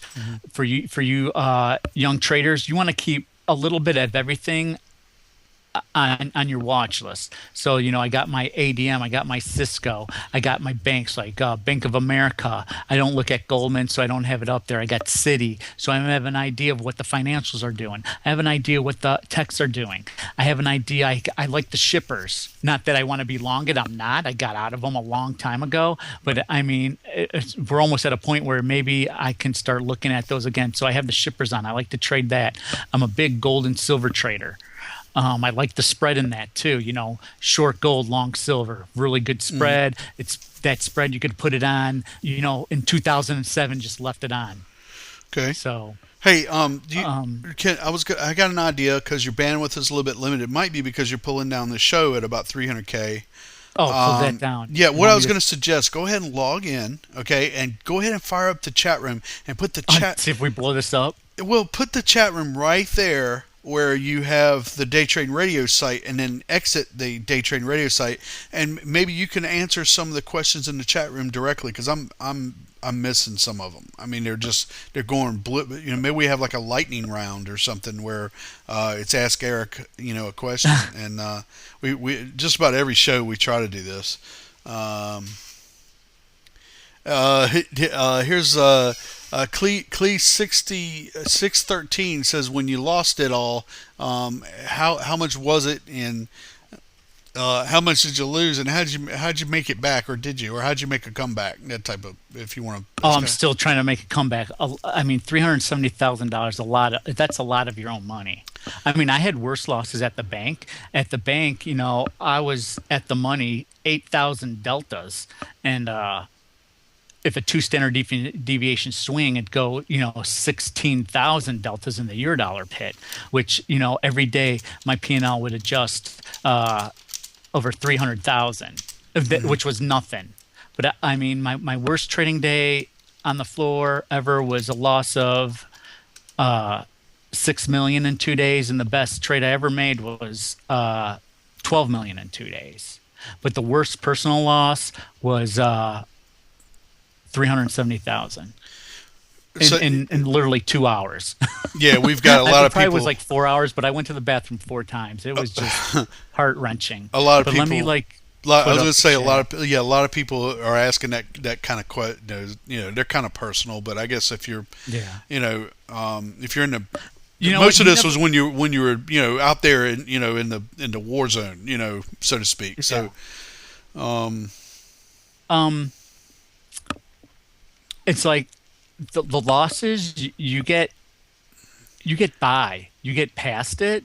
It's only money. It wasn't my life. I was in the Marine Corps, and I've been blessed that I didn't get killed or anything like that. And so, that was like a near-death experience. But you just come back, because it's like riding a bike. You just like, I want to be a trader. It's what I do. I think this is what I was meant to do. And you just start nickel and diamond again. What you do is, if you don't have an account with $25,000 in it, what is the savings rate now? You can go ask a parent, go ask a friend, go ask your cousin, uncle. You know what? Loan me $25,000. I'll pay you 5%. And just say, you'll get like $150 a month, and after 3 months, at every quarter, I'll return the $25,000 plus that month's interest. And there you have it. And then this way you'll say, okay, I have $5,000 in my account, but I need the $25,000 as capital to leverage my stock trading. And you bring that proposal to a family member or a friend or whatever you have to do to try and get it. I mean, there's people that might even want to back you, because on the floor, I was like, I didn't have the millions to go and trade, but I found somebody. I said, hey, you know what? I'll give up half my profits if you'd back me on the floor. I see. You Wow. know, we'll do 50-50 split. And every month I take a draw against my profit. So you got to do something. Maybe you have to do something like that if you can, if it's possible. And just have that money sit in your account and be disciplined enough not to touch it. Just use it as a vehicle of leverage. And then after 3 months, you say, here you go. I told you I was good for it. Here's your 25 grand. Here's the interest on the last month, and I've been paying you interest on it for the use of your money. Here you go. Because what is it doing in a savings account? It's earning what, 1% if you're lucky? And then they'll say, you know what, let's do it again. Then you go to your broker, drop off that check again or whatever, fund your account and do it again. Sounds And like just loan sharking. But you know what? You if you need capital and you go get one of these payday loans, they're charging you, 20 to 25% on it just to get the money. And you're like, well, my car's worth more than that. That is a loan shark. Those payday Yes. loans. Yeah. Yes. So I go, that's one strategy you can do to help fund your account. And the whole thing, you young traders, is you got to, eventually set up a business plan. You might be only trading in a cash account. Well, eventually, you want to, don't think of like how much money you want to earn. Say, you know what, I really seriously want to do this as a business. You need to set up an LLC and maybe have that wrapped in an S corp, and protect yourself and find other ways of funding your trading and things like that. Because you guys don't know this, you can't write, if you're in a cash account, you cannot write off your margin against your profits. But if you have an LLC, you can, because that's called borrow capital, and the bank or whatever, the trading firm that you're trading with is loaning you that money so you can have that leverage. So you can write off your margin. I suggest everybody right now go sign up for a year membership with Day Trading Radio and write it off. So It's an expense, just Right, like if you right. bought the Wall Street Journal. Now, when you This say is an expense. when you say you write off the margin, you mean the interest you're paying on the margin? Right, The yeah, margin, that's a right. Yeah, gotcha. Exactly. Which usually isn't a whole lot. I mean, if you only use it briefly, a lot of times the margin doesn't. I mean, Yeah, but I know some guys in here, they're holding stuff overnight. You're basically, you're almost margined out. Right. Especially for somebody, even if you have $25,000 and you're scalping all day long. Yeah, You're using that margin. Yeah, but I mean, It's the just amount of something- interest and everything for those shorter trades and everything may not really add up to be so much. I mean, that it's a big deal. But there's other advantages too to the LLC. Obviously, I mean, there's tons of Writing advantages. off a new computer, writing off, Day Trading Radio, writing off, just all these little things. Sometimes it's like, why go and nickel and dime yourself for a computer or increase the bandwidth on your internet? Yeah. But it's all part of the game. So It's I don't mean to interrupt you. I think there's a little bit of a delay or the way the audio is working. I hope nobody thinks that I'm trying to interrupt him or just. probably like some of these guys. It's getting late. They want to know what I do. Okay, this is what I do. You know what? When Kramer says stop trading, turn him off. That's when you do your scans. 2 o'clock, 2:15. That's when you want to start scanning. You go, and I'll go into FinViz. Let me go and pull. Let's see, to internet. Okay, here I have a gold and silver spread. I'll throw this up in the center, and I'll go to FinViz here. We'll take a quick look at what's going on with the futures, and this might be slow. Am I still on? Yeah, we're good. Oh, okay. There's about a 5 or 10 second delay if you're still watching Day Trading Radio at your side. Yeah, but it's also like if it's dead, I'm like, oh, I don't hear anything. Yeah. Don't if you have it on another computer, it might not be a good idea because you're trying to get as much bandwidth as you can. Yeah, when it comes to stocks, I am really big on hourly chart and the daily chart. I think everybody should have Bollinger Bands up. I don't need to put up a 20 period moving average because the center point for the Bollinger Bands is a 20 period moving average, and I have the 50 exponential or the 50 simple moving average. It really doesn't matter what I use, and I use the candlesticks. The candlesticks, where I really learned is I used to be the type of trader when I was young and just starting to trade stocks. I'd wait till all of a sudden I see the stochastics crossing, that oversold period over into the 20, but they didn't cross over. I would be like, okay, I better start getting ready to buy, and I'd go and buy. And you know what would happen? Those stochastic lines would just drive all the way down to 10 and down to 7, and then they would cross over. And it's a week later, I'm holding on to position, and it's like 60 cents against me. And I'm like, well, they just crossed over. How long is it going to take for me to even break even? It's going to go all the way, another 2 weeks to crawl all the way back up. And by that time, the stochastics crossed over into sell, and it didn't even get into my buy point. I mean, it's unreal, like how many times that happened to me, and it's all part of the learning curve. And then I realized, you have to be more patient. And the biggest thing I ever learned is never add on to a loser. So I don't believe in that dollar cost averaging. There's a guy, Greg Ripa. I didn't understand what he meant, but he'd always say, when you're winning, bet more. So basically, when you're right, bet more. So when you get that confirmation, the confirmation crossover and the confirmation from the candlestick and the volume, it's like, all right, I'm already in. It's moved up. So castics are going higher. It's at 40. That's when you go and say, okay, I bought 100 shares. Now I'm buying 200 or 300. Now you're thinking, wow, I got 400 or 500 shares on the stock. You know what's going to happen? You're like, I got to get out. I'm getting kind of nervous.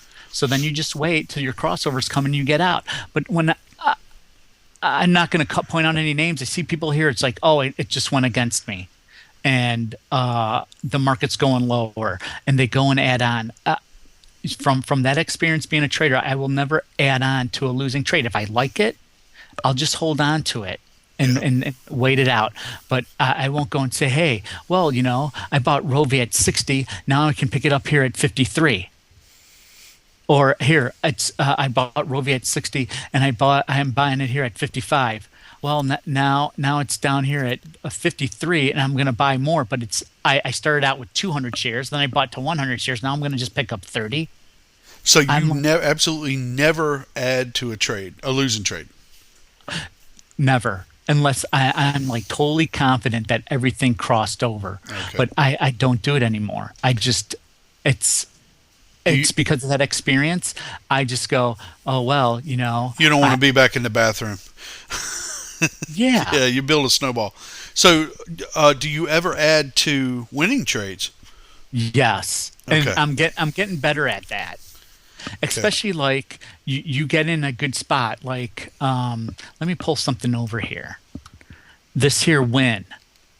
I got into this maybe 2 weeks ago. I mean, it's a slow mover and stuff like that. You're not going to get rich on it, but you're going to build confidence about the way you trade. Look at here. This is a 60-minute chart, 1 week on the hourly. You got the crossover here. This was a great buy point. It touched down here at the Bollinger Band, and you got this hammer. I mean, it's not a great hammer, but it came up and it was trading above it, and that's where you should get in. Now it's crossing over that 50-period moving average and the linear regression line, and it looks like we're going to go higher, especially if this market stays positive. It should keep on moving higher. You can just draw a little line here. There might be a little resistance, but it's going to go up a little higher. But I'll show you where I got in. Let me go to like a 3-week chart. You see it here? Should I make this bigger? Yeah, I can't see your cursor. I don't know if there's a way to show that or not. There you go. I don't know what's happening. Yeah, it's loading up now. Now the data is not showing. Let me see something here.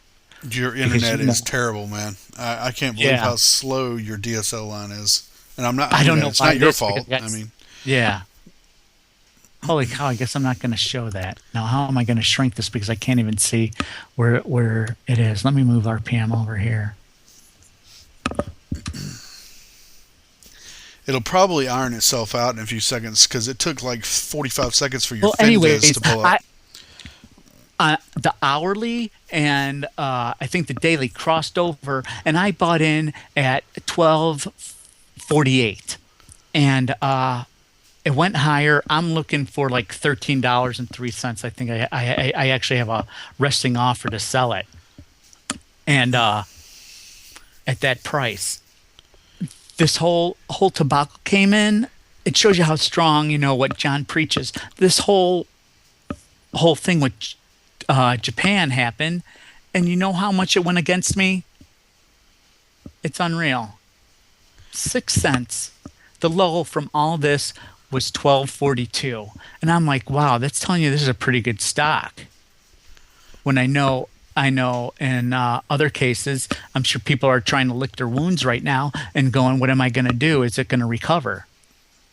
Mm-hmm. So, I mean, I was really, really impressed because I had the stochastic crossover both at the hourly and the daily, and I had the confirmation candlestick. Now, you still hear me? Yeah, we've got your audio is good, but your screen is completely black and frozen. I guess it's like that on your side too, right? Yeah, I'm just like, that's why I'm wondering what's going on, and I'm like, there you go. There's FinViz. So I moved it out. Yeah, this FinViz is there. So your platform. This is, by the way, I had a couple people ask me what broker and what platform is he using. He's using Scottrade. Scottrade, and I use the streaming one. I've been using that one for a long time. I'll tell you all the brokers I used. I used to have to call in. That's how, like, Trey for Pay or something. He comes on every once in a while. You always talk about they used to have to carve it in stone and give it to the broker. Well, yeah, I used to have to call in, and I used Raymond and James. That was my first broker. And then I went to Schwab. And when I was with Schwab, I was like, why am I paying all this money? All my buddies on the floor is like, yeah, TD Waterhouse. Go to TD Waterhouse. So that's where I started using TD Waterhouse. And I have them because, I can I have a checking privileges from that account and everything else. And then I just got tired of paying $10. So I'm just like, you know what, I'll jump over to Scottrade. And I've been using Scottrade since, I think, 2003. And you get comfortable with what you use, and you're just like really afraid, should I try new tricks? And I'm trying to, in the next few months, figure out if I'm going to still stay with them. I mean, my LLC's through that. I have an account with my LLC. And I used to trade futures with Aileron Trading, but they got bought out with PG&F. And I'm just like, do I want to fund them, or do I want to find another futures broker? Even though I worked for Aileron Trading on the weekends and on their night desk for 5 years, it's just not the same people anymore. So I don't know if I want to be doing anything with them. You want to several people say restart the No, you know what I'm going to do? I'm going to go to the other screen. Hang on here. Oh, okay. Couple people have said that you need to restart your Scottrade. I don't know if that's yeah. Because it's been up so long? I don't know, man. I see you moving around. I just, that thing's frozen on you. And and your audio's been decent. Hey, that's it. At least we're talking. Mm-hmm. Where do I go to, like, switch the screen? It's on the the actual Skype thing where it says share screen. It should be up at the top. See whatever it says. See up at the top where it says share screen? See right at the very top of the it says share screen? I don't have share screen. I got call, I got conversation. No, at the very top. See where it says stop sharing, and there's a little thing to the left of that? Okay, I'm sorry. I'm looking at the wrong screen. Yeah, see that right there. Click that little button. No, the little button. The little one. Yeah, click that, and we'll see what we get. There you go. There's your options for different screens. Yeah. There you go. Okay. So, there you go. Now we got a completely different desktop from you, and we see the other one now, which looks active and like it's working. This is what I suggest. You guys, you're bored at 2 o'clock. You don't know what to do. This is what you're going to do at 2:15. This is when I start like getting excited. Let's see what I'm going to look for. So we go to technicals because that's what we trade. We're technicals. We're not, some fund manager looking at fundamentals. And this is going to take a long time to run. Let me go and try and shut some of this stuff down.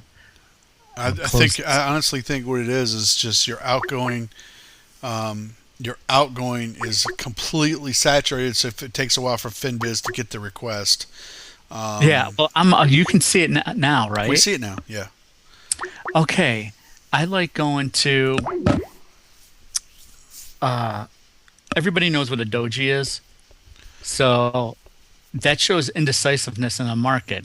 And the best ones I like looking for reversals, especially at its, when it's gone through the Bollinger Bands, either to the downside. So on the downside, I'm looking for a big reversal, which would be a dragonfly. It has a big, long tail. Okay. And this is going to be so slow. I'm so sorry, guys. We tried. I mean, we were working on this for since yesterday, and I started to pull everything apart at 8 o'clock in the morning. I'm like, this is not going to work. And I was just like, I'm missing the whole market. Was on the, I was talking to India. I guess that's where AT&T has their tech support for an hour trying to figure it out. Yeah, most tech support. Right. Yeah, most tech support. Hello, thank you for calling AT&T technical support. That's exactly what you're going to get. Yeah. So I was on with them for an hour and everything else. And he's like, well, it's pinging all right. And then he goes, wait a minute, there's an error. So I got the tech support guy. And I'm like, well, he's probably not coming out until tomorrow. I'm going to be screwed. Now, see here, I pulled this up and there's only 3 of them, but they're not. I'm looking for this dragonfly way down low. And they're all like right in the center. And 2, it shows volume. There is no volume. You want to look for a stock that's at least trading 1 million shares a day, and it's like between those parameters that I said. You're looking for like 750 because occasionally advanced micro devices go down there, and $30, and so that didn't work. And a doji would a dragonfly doji is something you'd look for a reversal on the buy. Now I'm saying you're looking for buys and sells, and you should always have some on, especially in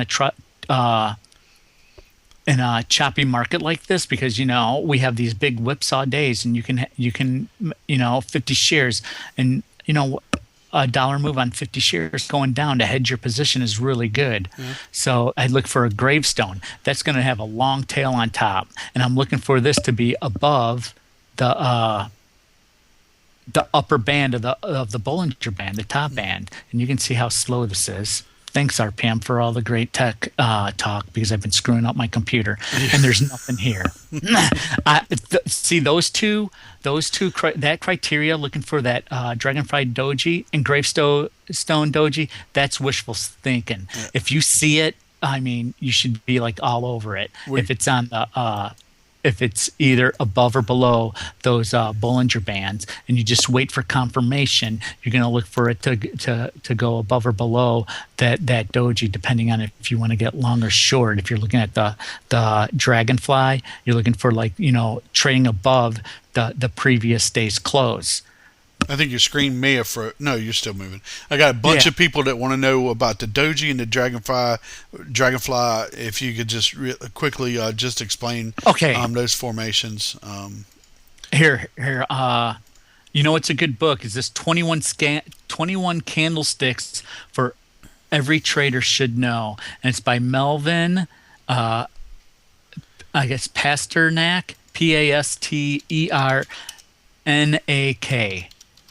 If you want to type that in there for me, or I could probably do it now since. Yeah, you're in the chat now, right? Yeah, hang on here. If you guys are just joining us, I'm RPM, and we're doing a Trader Spotlight Live, of course, on DayTraderRadio.com. If you're watching us on live stream, please consider just coming on over to DayTraderRadio.com. You can still watch for free. You get some information about DayTraderRadio.com with the main website, and of course, if you'd like to check out a 2-week free trial and see what all the Day Trading Radio members get, the premium value that everyone gets from being a true member, a premium member, you can go ahead and do that risk-free for a couple of weeks. Come on in the chat room, say hello, see what the whole premium membership is all about, and I want to say thanks to everybody who's joined us. We hit 723 viewers a little earlier, and we were up at about 242 in the chat room at one point, still holding about 227 in here. And Right. want to thank everybody for watching, and of course I want to. I'll thank you again, Eric, but I want to thank you now in case I forget. We appreciate anytime somebody wants to do a Trader Spotlight with us. We appreciate it. And Eric's been a long-term, about 6-month member, tons of experience trading, and just thanks, Eric, man, so much for doing this. And we're having a great time. Trade for pay. Yes, I like hammers, and I'll look for hangman candles for shorts. Cool.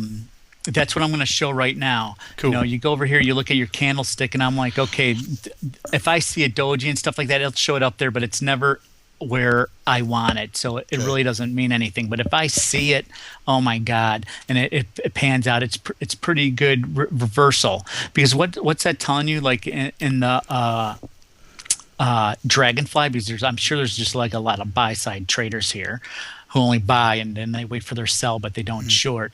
That Dragonfly doji, usually that long candlestick on the bottom of it, that's where that market was falling and it found support, and it traded all the way back up through its opening price.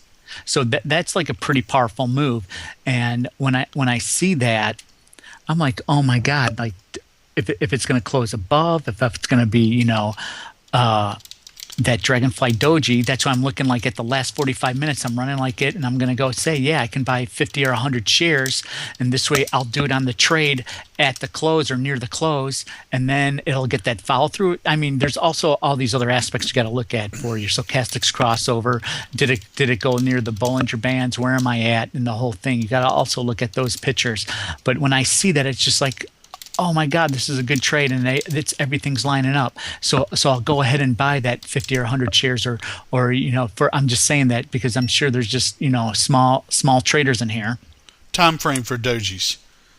Yeah, and so you go buy it that day before the close, and then you have the pop on that the following day in the morning. You're like, all right, I got in a good spot, and that's when you have to make the decision: do I hang on to it? But I can sell it, and I won't get caught for day trade pattern trading because I bought it at the close or near the close the previous day, and I'm selling it the next day. So that's kind of like a good strategy for the smaller account traders who have to worry about it, about getting that day trader pattern rule violated. Oh man, I should have clicked on this a long time ago because it's going to spin and spin and spin. Yeah, I can pull up. I mean, if you can there just it tell goes. me. If you tell And me, look at this. I got 4 pages of hammers on here, but I got to make it meet my criterion. For me to do that, I'm going to look at this relative strength. I'm not a big relative strength guy, but I utilize the tools that I can get for basically free. So here, I look for oversold hammers. Okay, we got some. You want to cover some of these questions? I know you're plethora of knowledge, man. It's absolutely wonderful. All this information is great. We got Disco Riviera, of course. I'm not smart, you guys. It's I wear glasses to give that look that way. But John's the smart one here. Hey, the glasses keep the spit out of your eyes and the sweat from all the other goons in the pit, right? From the AT&T technicians sweating. Oh, him too, right? Here in Texas, it was 80. Oh, I've traded this before.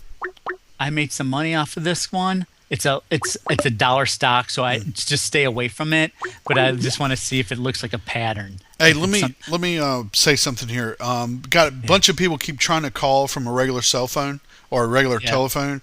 I can't keep his screen share going, guys. There's no way to keep screen share going and use a regular audio call at the same time. So I'm having to decline your call.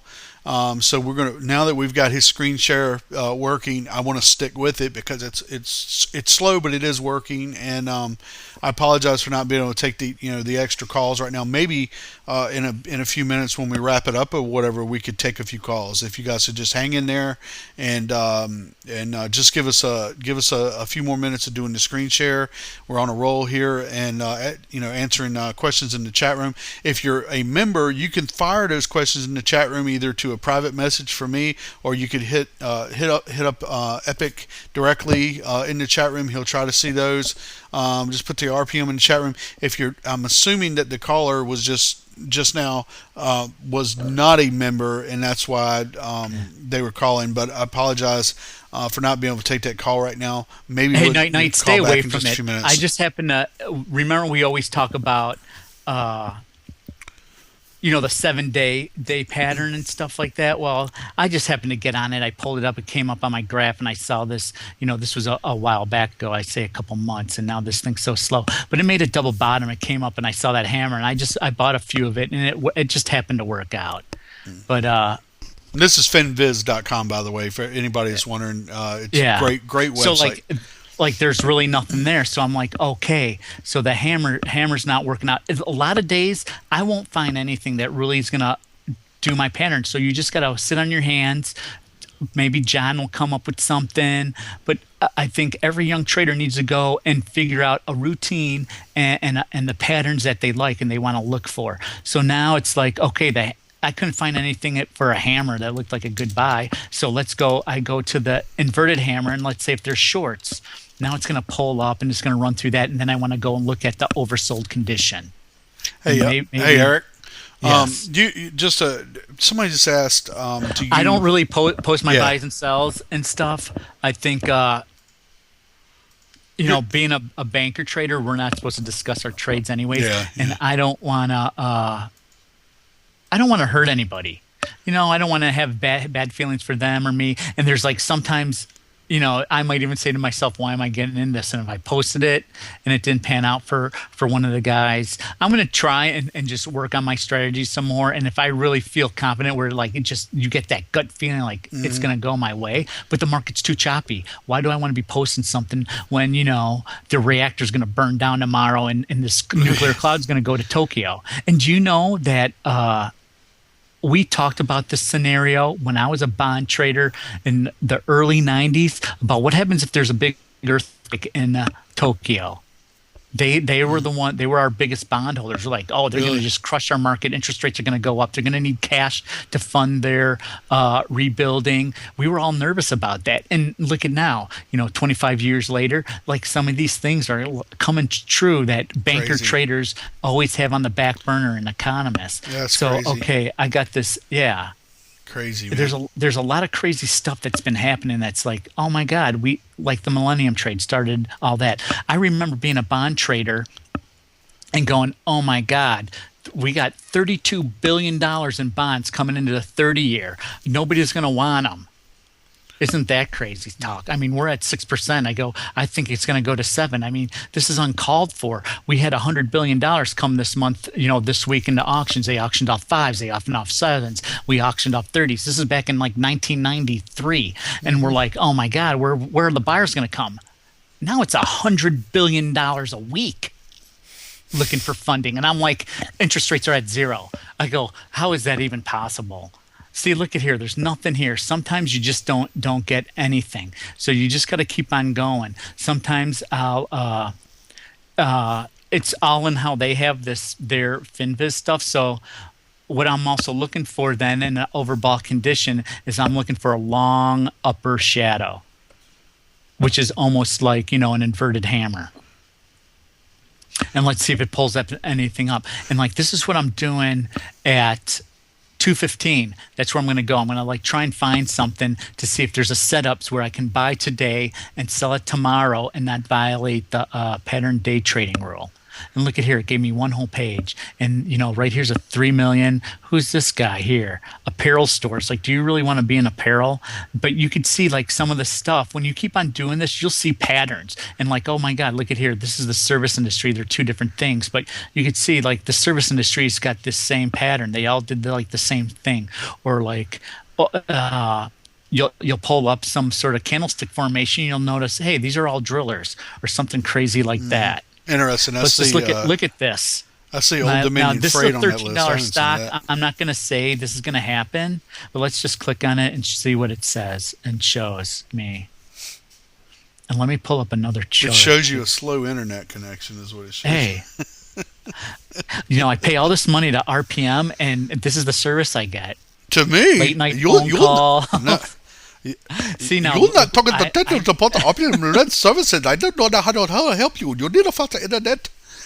You don't pay me nothing. Here. It ain't my ISP. I'd wait. Like if I was trading this, I might have would have gotten in small in this, but the market looks like it's going higher right now. And you see here, it poked up. There's resistance at whatever this price is. Yeah. I'd have to pull on a different chart, or I'd pull up one of my Scottrade charts, look at it. And if there's a Bollinger Band, and I'll look at stochastics and a crossover, that looked like a pretty good candidate to short. The only problem is it's over $1 channel too. You see this here? It goes from it closed at 13.86. And I'd look for it to trade back down to like its support level around $12. So I got at least $2. When you look at channels, you want to make sure they're pretty wide. Yeah. Because if it's a 50-cent channel, I wouldn't want to get into it. That's a wide percentage channel right there. I mean, you go from a $12 stock to almost a $14 channel, $2. That's almost a probably an 18% move in that channel right there on that stock. Right, and I'd have to pull this all up, and I'd be like, okay, I'll write that down. I have a list. I don't have a thing. I didn't even show my books, but I'll write it down on my watch list for the day. Like, this is when I'll have to look at, and I'll probably write that down today, and then let's go back. And that's how I'll do my stuff. Now that's a short, but a lot of you guys are long sides, so you just look at that and maybe just paper trade it. Maybe it's something you guys could look at it and say, okay, let's see if it trades. Let's see if it's a little weaker tomorrow. But I'll pull up stockcharts.com. Yep. And I'll use the daily. If this stuff wasn't so slow, I'd let me pull up another window and have it. Hey, here's a question for you, Eric.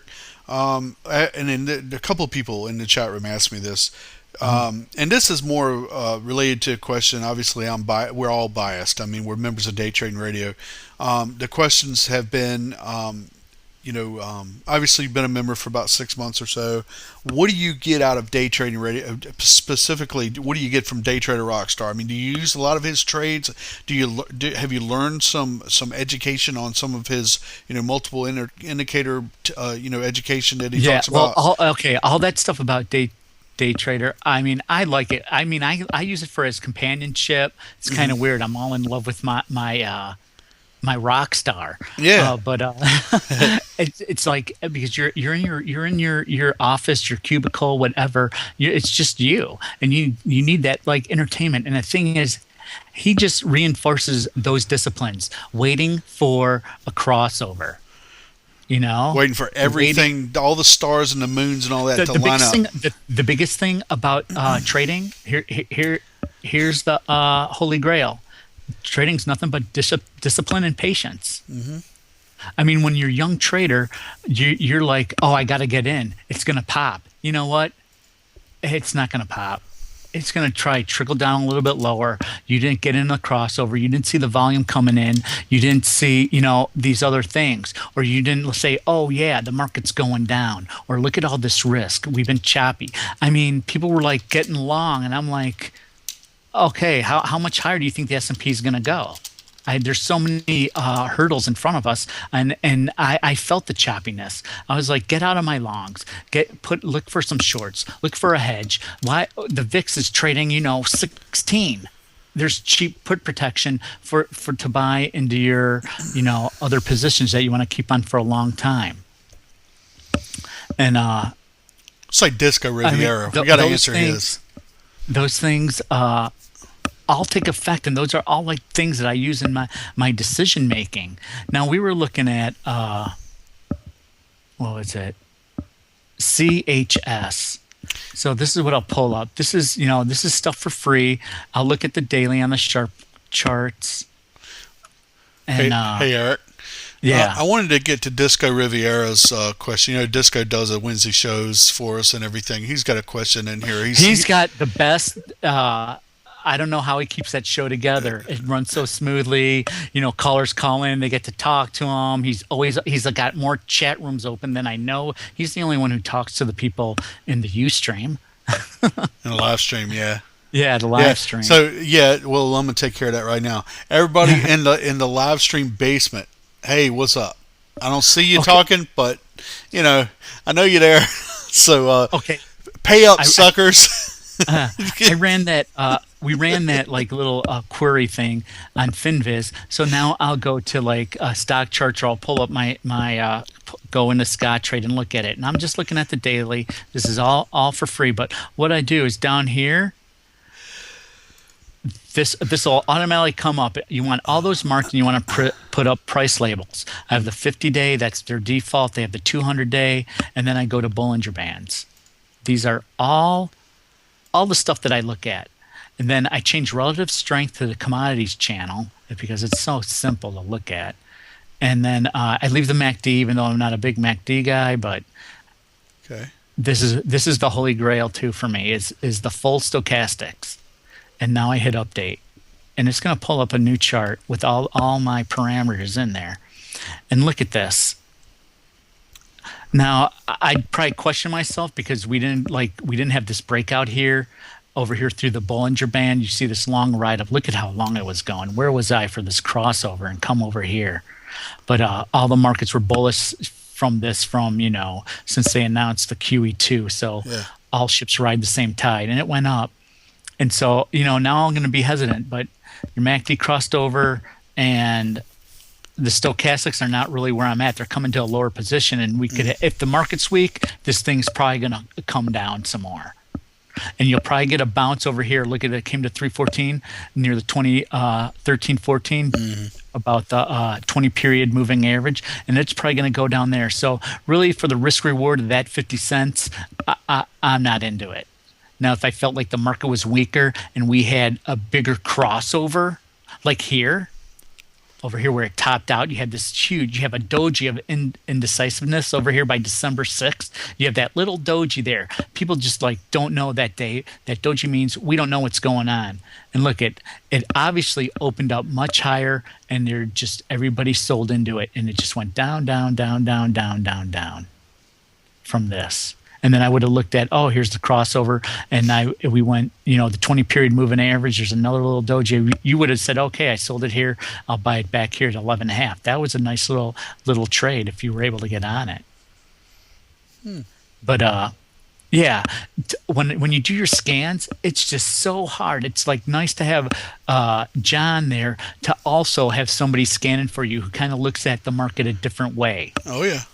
And pull and is able to get some stuff, because I sometimes get discouraged and just be like, you scan, and it's like, this is not my setup. There's nothing here for me to trade, so I just got to sit here and sit on my hands and wait, or manage the positions I have, which is a good thing. And that's something that younger traders need to know, and people with smaller accounts. It's not a losing day when you sit on your hands. Right. If you learn something from it, and obviously it's not a losing day if you're learning. Let me ask you this: that's when you run these scans, you get to see, whoa, look at this company's in this sector and stuff like that. You see sectors, you see different things, and stuff like that. And there's just so many nice things on here. If I wanted to, I go to all the charts, and this will probably run forever trying to pull up all these charts on me today. But you can see their patterns and their setups. And when I look at the chart, I don't see the Bollinger Bands and stuff like that, but I have that thought process already in my hand, like, okay, this is where it's got to be. And if it's not there, and I go check and reinsure, like, hey, that's not it. Or, you just want to go here, and it's really good to look at these patterns. Like sometimes I'll just go and say, okay, John likes down channels. So you can pull up down channels on FinViz, and I throw in my own thing. I want to see oversold hammers. Are there any oversold hammers in these down channels?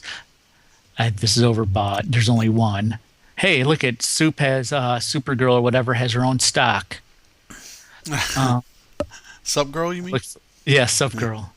Oh yeah, SCP. Yeah. This is one thing. That's one thing about FinViz. It's like, once you change the setting, it automatically starts to change. I'm like, wait a minute, I don't want that, because what I'm looking for is a hammer. It's probably not going to have any downward channels in an oversold condition, because the market was up like 160. So, 160 on the Dow today. 161. Yeah. So it's probably going to be highly unlikely that I'm even going to find some sort of hammer in a down channel. It's yeah. Oh, right here was one kinda JR, and look at here, only 200,000, and I'm looking for something that trades like $1 million. China Finance Online. Yeah, that's a loser. So, and you can tell it's a loser because look at how it's been going down for the whole year. It's a dog. It's a death. But death I mean, drop. that's what you have to. Yeah, that's what you got to do almost every single night, or like at 2:00, I'll try and do a quick couple of screens to see if there's a setup that I can get in where I'm going to expect something else to happen. Yeah. You want to hear what's so crazy, and I don't want anybody to try this ever, okay? But when I first started trading back, I don't know, 4 or 5 years ago, I didn't know, day trading radio wasn't really around yet. I didn't know what I was doing. The way and this kind of makes sense, I guess, the way I was thinking in my twisted, absolutely no guidance whatsoever, or the way I did a couple of quick trades is I would use a site like FinViz, and I forget which one it was. It may have been Yahoo Finance or something like that. I would look for the day's biggest losers that were still look for the reversal. The day's biggest losers, at least percentage wise or whatever. The ones that really got hammered the hardest.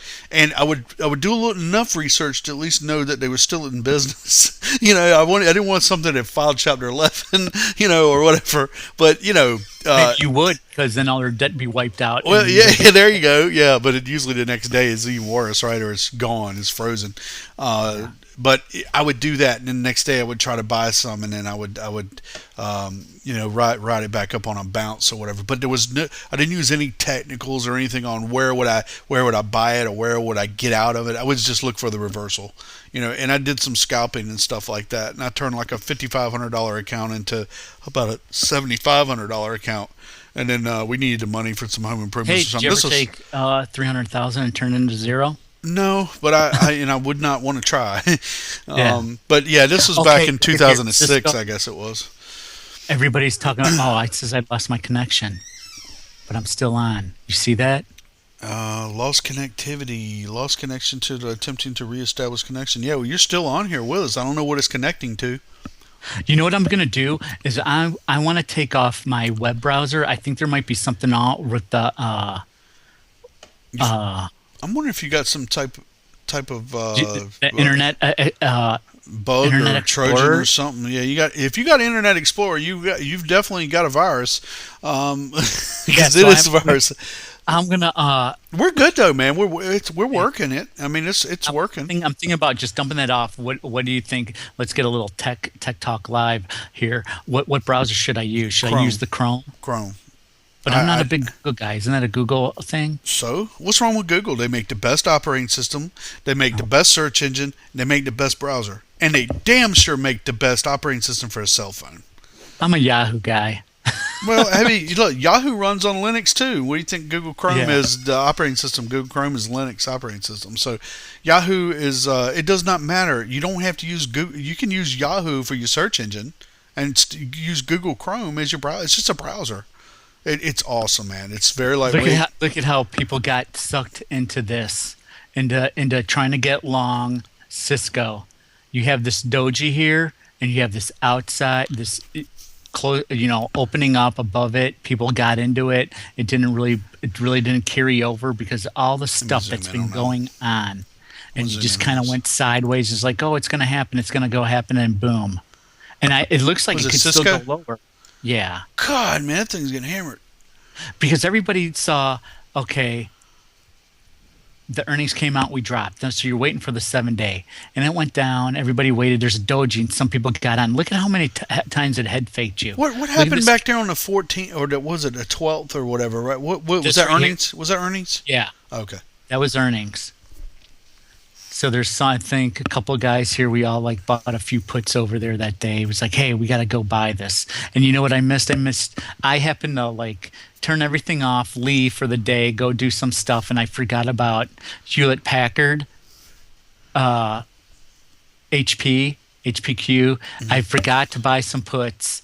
I was like, all these tech stocks. I was like, oh, this is a good time to buy some put protection. Sure enough, that thing went came out with its earnings, and their forecasting was bad, and so it like plummeted $5. I was so mad I forgot about their call that day. But look at this. You have this doji, and you're like, oh, it's a reversal. It traded up to resistance at 19, and I said to myself, I go, if this closes above 19, it would tell me that it's going in a different direction and that I should cover my shorts.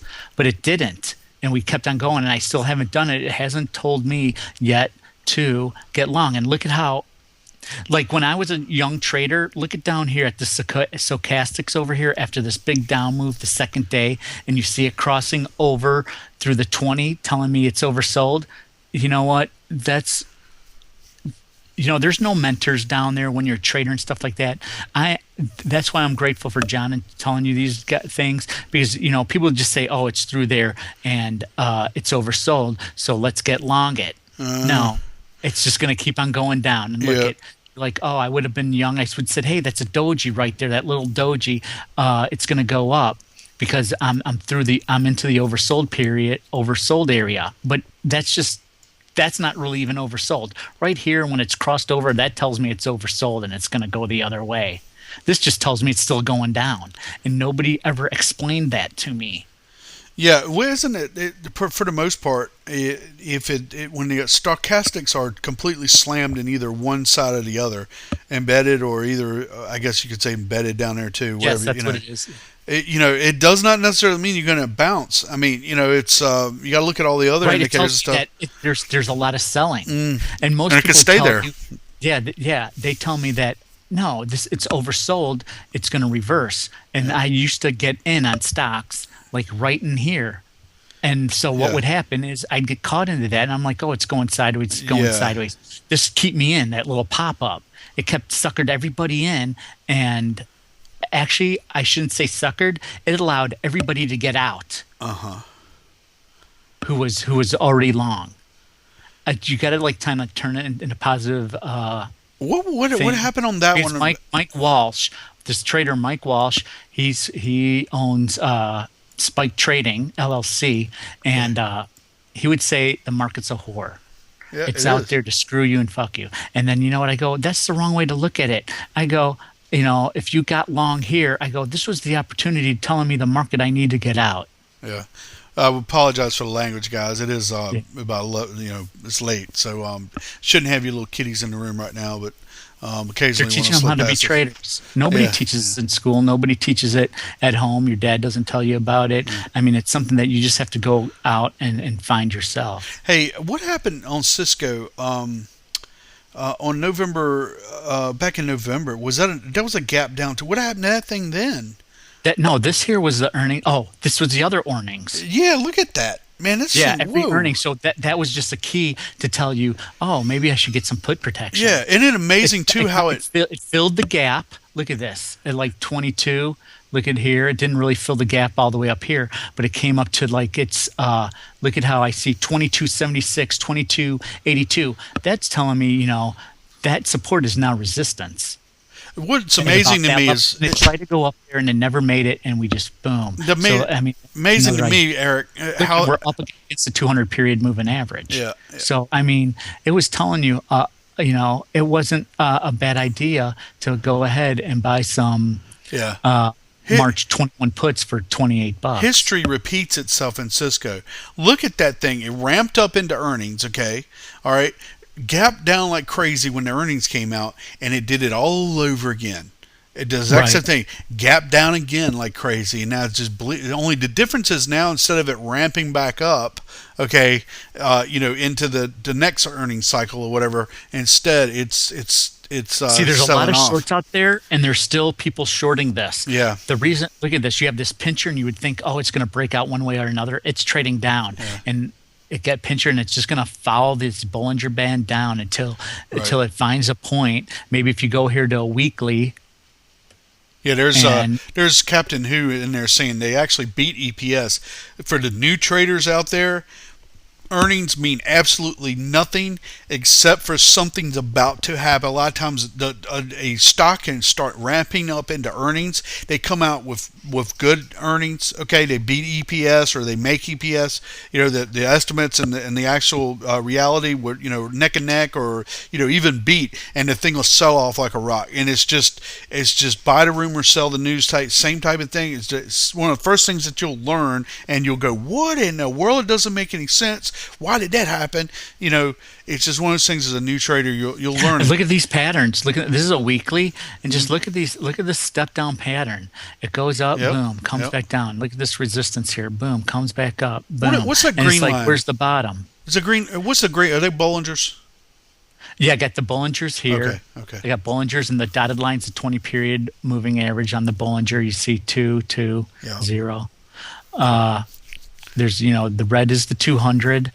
Blue is the 50, but this is on a weekly, so this is really a long period of time. Man, this thing really is. And look at this. off. If you're looking at John, he'd be like, "Look at this. This is coiling up. It's going to explode. Look at all this big." The only problem is, look at here. Where's all the green? There is no green. All I see is huge red days of volume. I don't know. That looks like that looks oversold to me, but I mean. This doesn't look oversold to me. It looks like it's going down some more. Yeah, that's true. It could. I mean, It might recover, and it might, like now, it's like I had this thing. If it trades above 19, I was going to cover, but now we're through 18. So now it's like, what do I do? If we trade above 18, am I going to cover my shorts? I don't know yet. Yeah, that's Cisco. I mean, I mean, that's, that's just, that's now for your newer a lot of traders, people are getting chopped up in that. Yeah. So you just got to look at see what's do I really want to get long this market? I think everybody should be nervous. I mean, I've been doing this for a while, and I'm like, every single week for the past month or 2 months, something major is going on. You had Egypt, you got Libya, you got things going on in Saudi, you got all of a sudden you have the earthquake. I mean, what's next? I mean, something's bound to come over here to our side. I mean, the biggest thing that happened over us that kind of stalled us out was, is Wisconsin going to go under? As Wisconsin remember went the under a teachers few. And stuff, and Wisconsin, didn't it go under like a couple of years ago? I thought that was gone. Everybody says it's the end of the world. The end of the world ends every day. I mean, it changes every day. As we know, it changes all the time. I mean. I like 8 p.m. I was long here.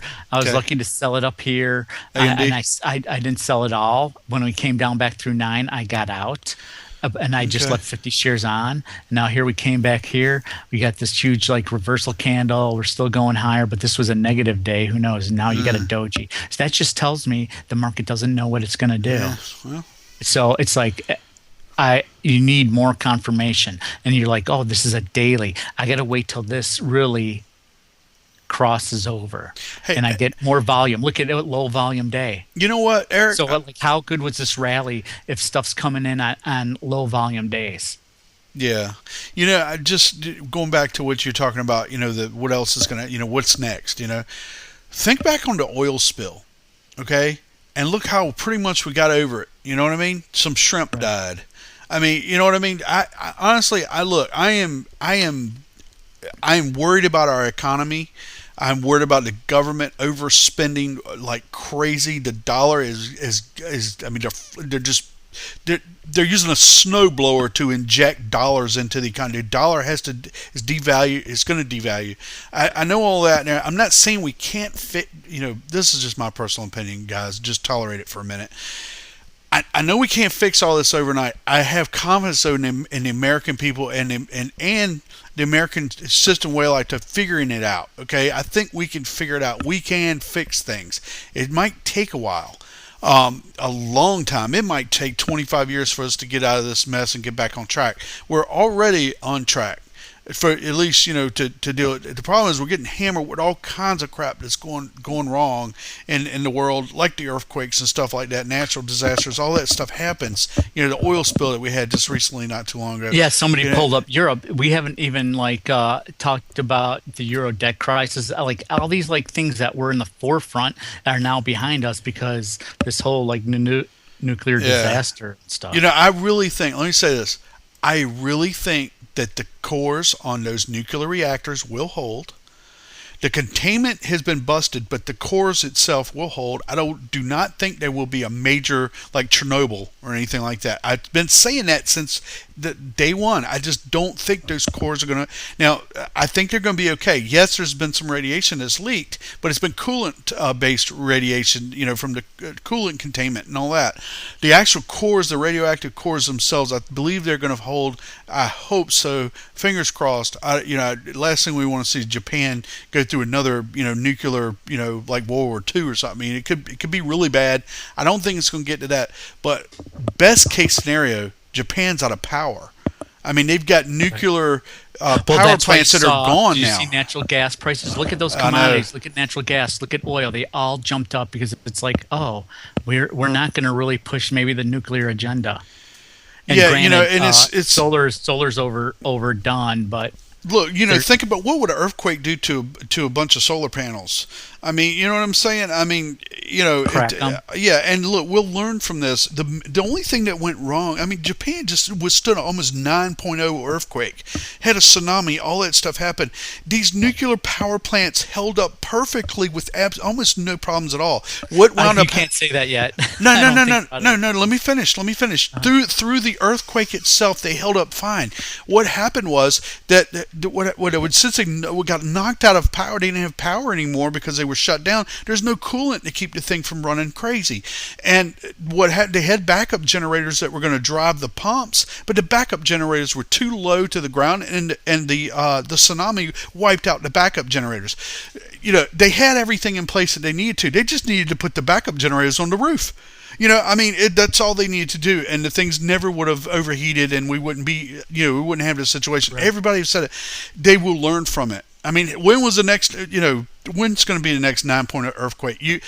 I think the nuclear industry will learn from this, and I think it will be proven that these for the most part, these facilities, albeit they're gone now, they have to be rebuilt now. They're for the most part, they got started pretty much from scratch.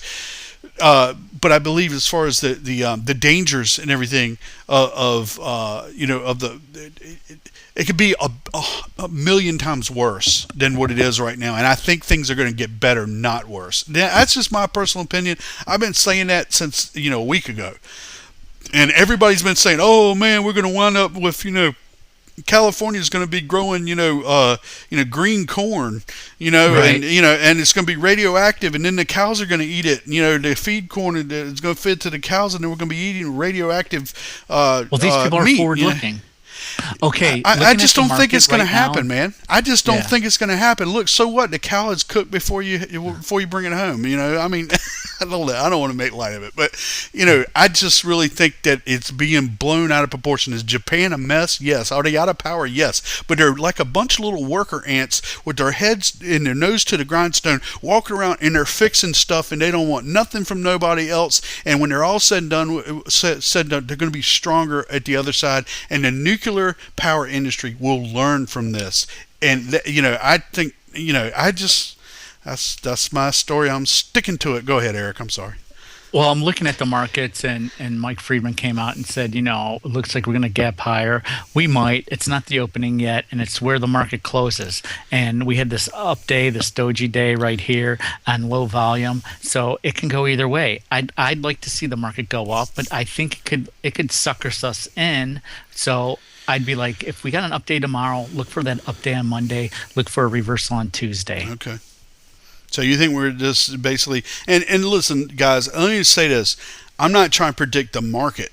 I'm just, I'm not smart enough to do that. And I'm just saying, I'm just talking about the natural disaster. Listen, nobody caused this natural disaster. It was a natural disaster.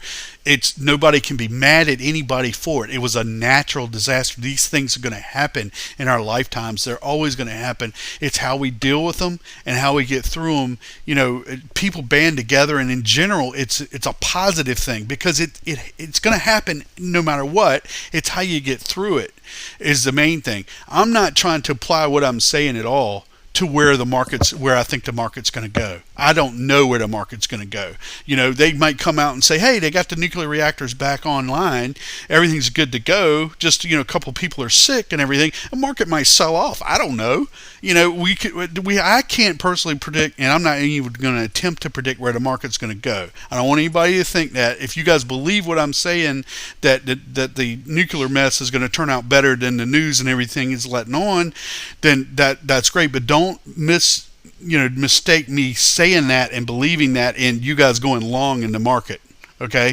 Yeah. I mean, they may not even be coupled at all. You might think until it has bottomed, but I'd still wait till I get a confirmation crossover. It looks like, it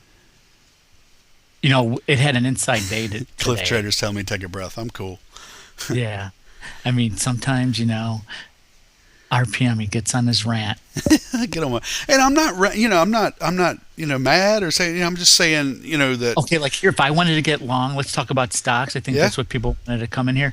Like here, look at it at Intel. You got this inside day. It looks like we bottomed, but and we're in this oversold. But oversold means we still could sell off. Hey, Eric, I got to interrupt. Moving average right here. I hate to interrupt you, Eric. Let me just interrupt you just for a second, buddy. I gotta go take care of something real quick. Okay, I'll be back probably less than a minute and a half. Have you still got the chat room open? Yeah. So if somebody wants to put up a stock, you can take a look at it. Yeah, you got go run with it, man. I'll be right back in just a minute, guys. Thanks. Yeah. So like here we're looking at Intel. I think everybody should back in the late 90s, early 20s, I'm like, why does anybody want to buy these stocks, these internet stocks? All they're going to do is going to go up. They're going to, be overbought and everybody's going to get spanked. Okay, I'll look at G and somebody enter that ENT stock. I looked at it. People got in it and I was just like, why are you getting in on it? Like here, low volume, you got this inside day, maybe it's going to coil and eventually we're going to go up. But if I'm looking at risk reward, okay, what am I risking? I'm risking whatever amount of money I'm putting up for what? It looks like in the short run, 90 cents to 1990 to 2025. So is that going to be worth my time? If I'm a position trader and stuff like that, probably not, because I think there's going to be some resistance here at the 200 period moving average. But if you're like that scalper, you're going to say, hey, if we got an update, we're going to open up higher tomorrow. What's my risk and reward? I'll risk, 1990 to gain, to sell it at 2020. But if we go below that, I think we're going lower. So it all depends on like how the market's going to go up. If the market's it might open up tomorrow and everybody's going to sell off to be for the weekend. Okay, let me go back to the chat. I got all these things popping up, but somebody wanted to look at ENTR, and you know what? I don't think that's ready to do anything. If you guys were listening to John that day and on CNBC when he came on, ENTR, I mean, that guy should have said, yeah, you know what? He's like, I'm not invested in the company, and it just kind of like sold off. I was like, oh my God, I'm glad I didn't go long into this meeting. And look at it, it's just fallen. Yeah, okay, I got this crossover here, but look at all this resistance here. We get up to the 20 period moving average, and it seems like it just wants to sell off even more. So, I can't pick a bottom. I don't think I want to get long. Some people are looking at this, though. I can see it, thinking we got a double bottom. You got 750 over here that just happened around the 15th the other day, and you got 747 over here back in late October. I'm back. So, I mean, looking at the trend, I just don't like the market to really even to be betting on something like that. There's a lot of red. There's a lot of blood going on here. These guys who shorted this market, they haven't even thought about to buying it back yet. That's what it looks like to me, because it's just nothing but blood. Okay, somebody I think maybe pulled up GE. Wanted to look at that, or potash. You can look at pot. Doing a great job, Eric. We appreciate it, man. And see, I mainly look at I'll look at dailies and look at these candlesticks. Oh my God, look at this huge reversal day here. It's not a stock that I trade. It's above, $30. Indecisiveness right over here, but we still opened up higher. We went up. It looks like a really weak double top. Like if you're looking at, if I was a trader and this was like a futures, and you see here, we look like we came up to the top of this candle. I can't be precise. They might push it down a little bit. But overall, let's look over here. Look at, if this thing opens up tomorrow and we still start trading higher and we break above 56, I definitely see us going to go and test out that 50. Look at this 50 and 20 period. So whatever this comes down like this, it's like turning. We'll trade up to that line and we're going to come down. We're going to come off of it. We're going to back off. Look at this. This is like All right, I think I just start thinking, oh, I got to add on. I bought 50 or 100 shares. I'm going to add another 100 or 200 right here in this period. But you got to look at this crossover here. It looks like it's going to cross over and make the turn. So I think traders and technical traders, wherever this is going to come down in the next day or two is where it's going to touch it. You want to think about maybe getting out or lightening up your position. Okay. If you really like it and believe in it, because it's it's a coal thing and maybe we're going to run more coal, then keep a light position on and wait till it gets up here to the upper Bollinger Band. It's not going to be 64 because you got to look at these moving averages and they're moving down. So I would imagine that my profit, if I'm looking to try and sell, like you're trying to pick a spot, well, I'm looking definitely somewhere under 58 in the short run, a little bit longer. If we still have this a good market and it's going to go up and everybody thinking we're going to spend more coal, I'd expect this. Since these averages are turning, that this comes down a little bit, and if you get the breakout above these two moving averages, that you'll go to the top of this Bollinger Band, and you could sell it around 60 to 62. 62, because that because this is going to come down. Yeah, that's going to be down. It's going to start turning into a pincher. Yep. Or if something really crazy happens, it can widen out. I'm not, some MACD guys are just waiting for this MACD to cross over too. Hey, you want to? I got another question here from the guy who was asking about the people in the pit that you've been trading with. Yeah. In the past, he says, what was the story with Greg Ribba?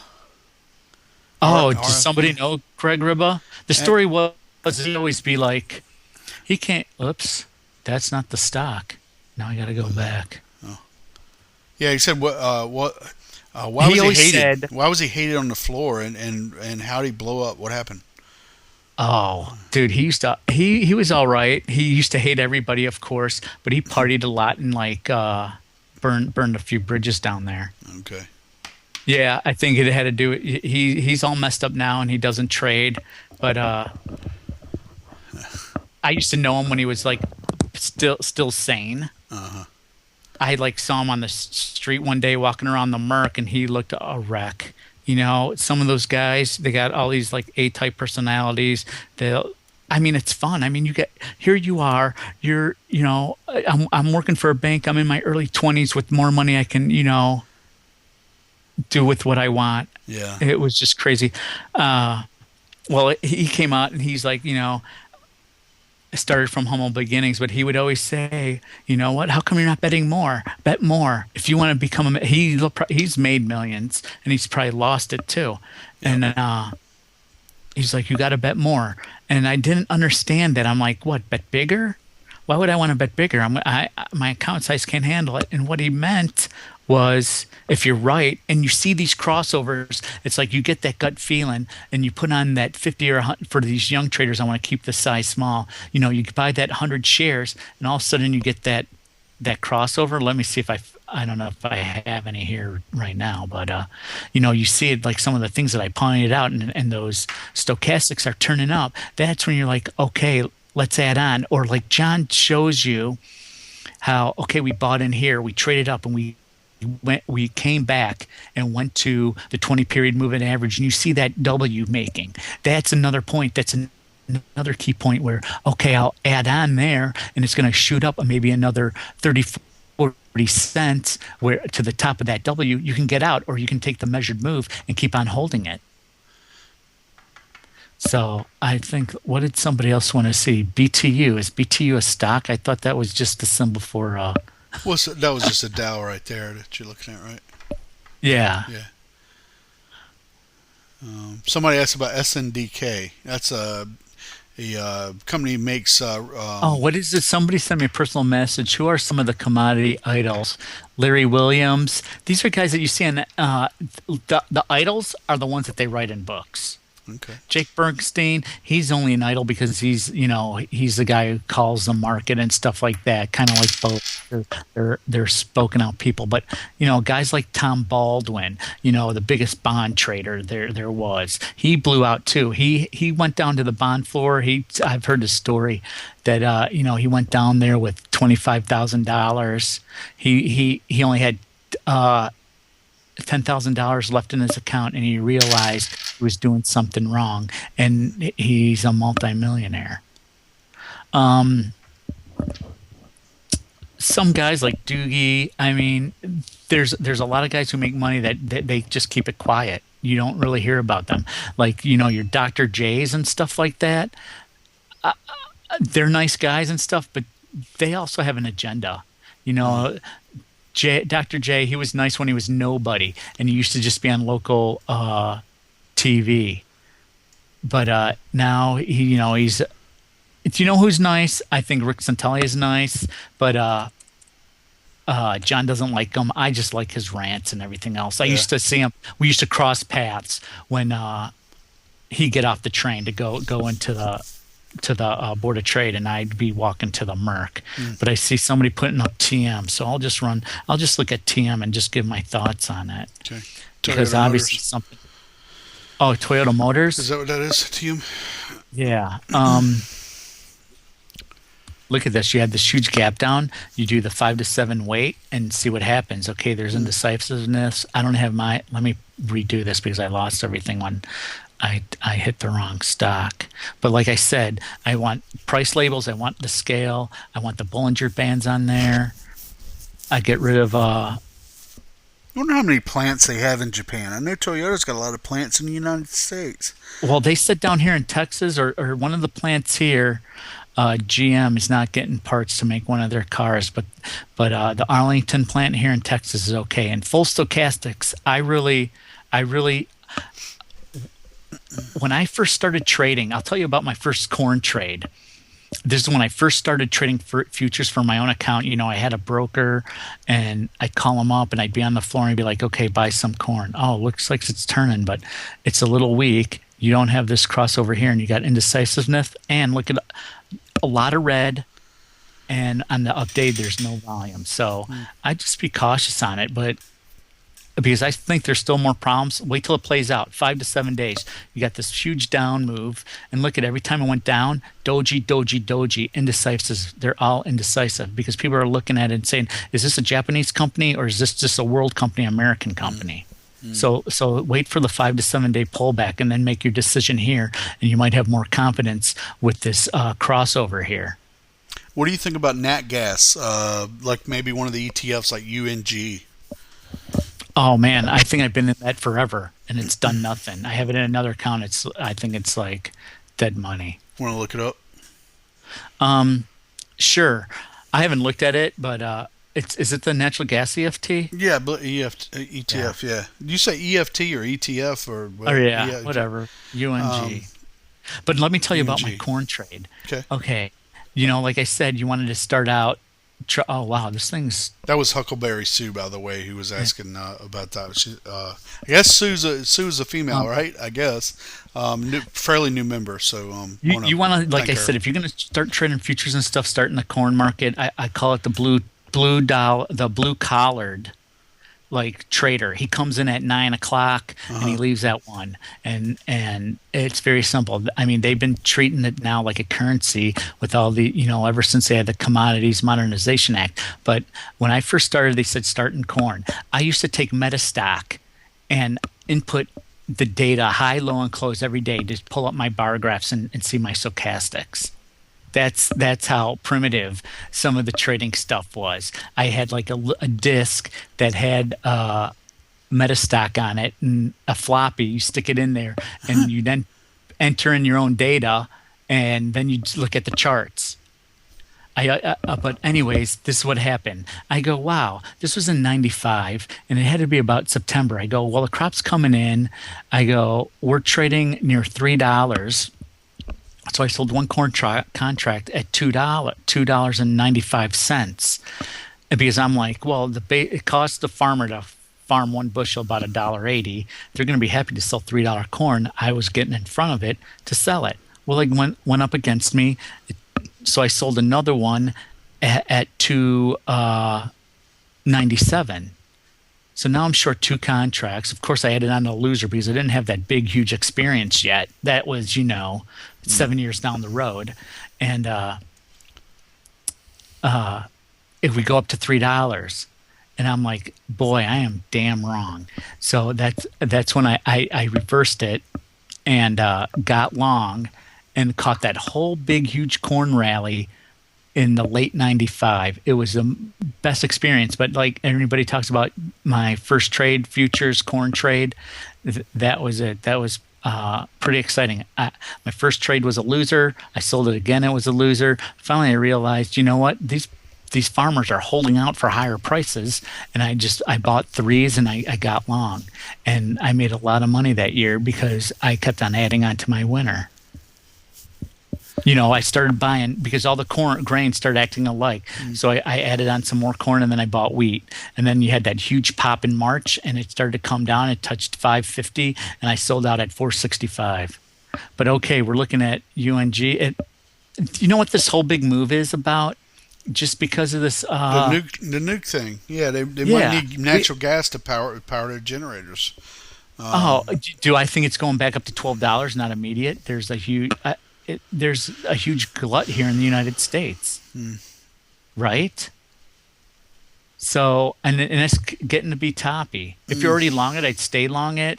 We're through this Bollinger Band, so we might trade up here to the 50-period moving average, and you might think about taking some of it off. Mm-hmm. But I think if you want to get in on it, I think you're a little late. Huge move. Yeah, you're late. I wouldn't chase it. I've got an email here from Gregory, comment kind of about just the market as a whole that we were talking about earlier about news and how news affects the markets and all that. It says RPM in bull markets, bad news is blown off and the market will continue to move higher. In a bear market, the market will sell off at any chance it gets. Think about the oil spill in the Gulf. The market kept ticking higher because we were in a bull market at the time. The fact the market's selling off on the latest news tells us the health of the general stock market is not good. He says if this happened in Japan 2 months ago, the market would have blown it off. Since we were in a strong bull market. I think you got to price. Yeah. I think you got to understand, the market is supposed to be forward looking. And what do we have? We got options expiration tomorrow. We might see a lot of volatility. It's triple witching. Now they call it quadruple. So you're going to probably see, it could be totally dead, or it could whip around on this triple witching. You got the end of the quarter coming up. You got a little bit sooner. You got the first quarter earnings are going to be coming out, and it's our higher commodity prices going to affect their earnings. And what's the forward-looking thing? Forward-looking and QE2. My biggest thing is QE2. This whole rally started in September when Ben Bernanke said we're thinking about in December or January next year that we're going to have a quantitative easing too, and we're going to buy, whatever it is, $600 billion, basically $100 billion in treasuries and whatever bonds every month for the next 6 months. So, that's when everybody got in. So now they're thinking, you know what? The party's almost over. Is the Fed going to pull away the punch bowl? And so I want to drink that juice. Is the market still going to have that juice to go higher? And I think the market's been pricing this in since February. You've had the rally, and a long time ago, they said, oh, the market's 6 months to a year. Now it's 3 months to 6 months. So, if you're looking at 6 months, of course, in March, you're looking at May and walk away. You're looking at, okay, end of QE2. All those things are coming up. I think there's just a lot of stuff this market's really going to have to start digesting. And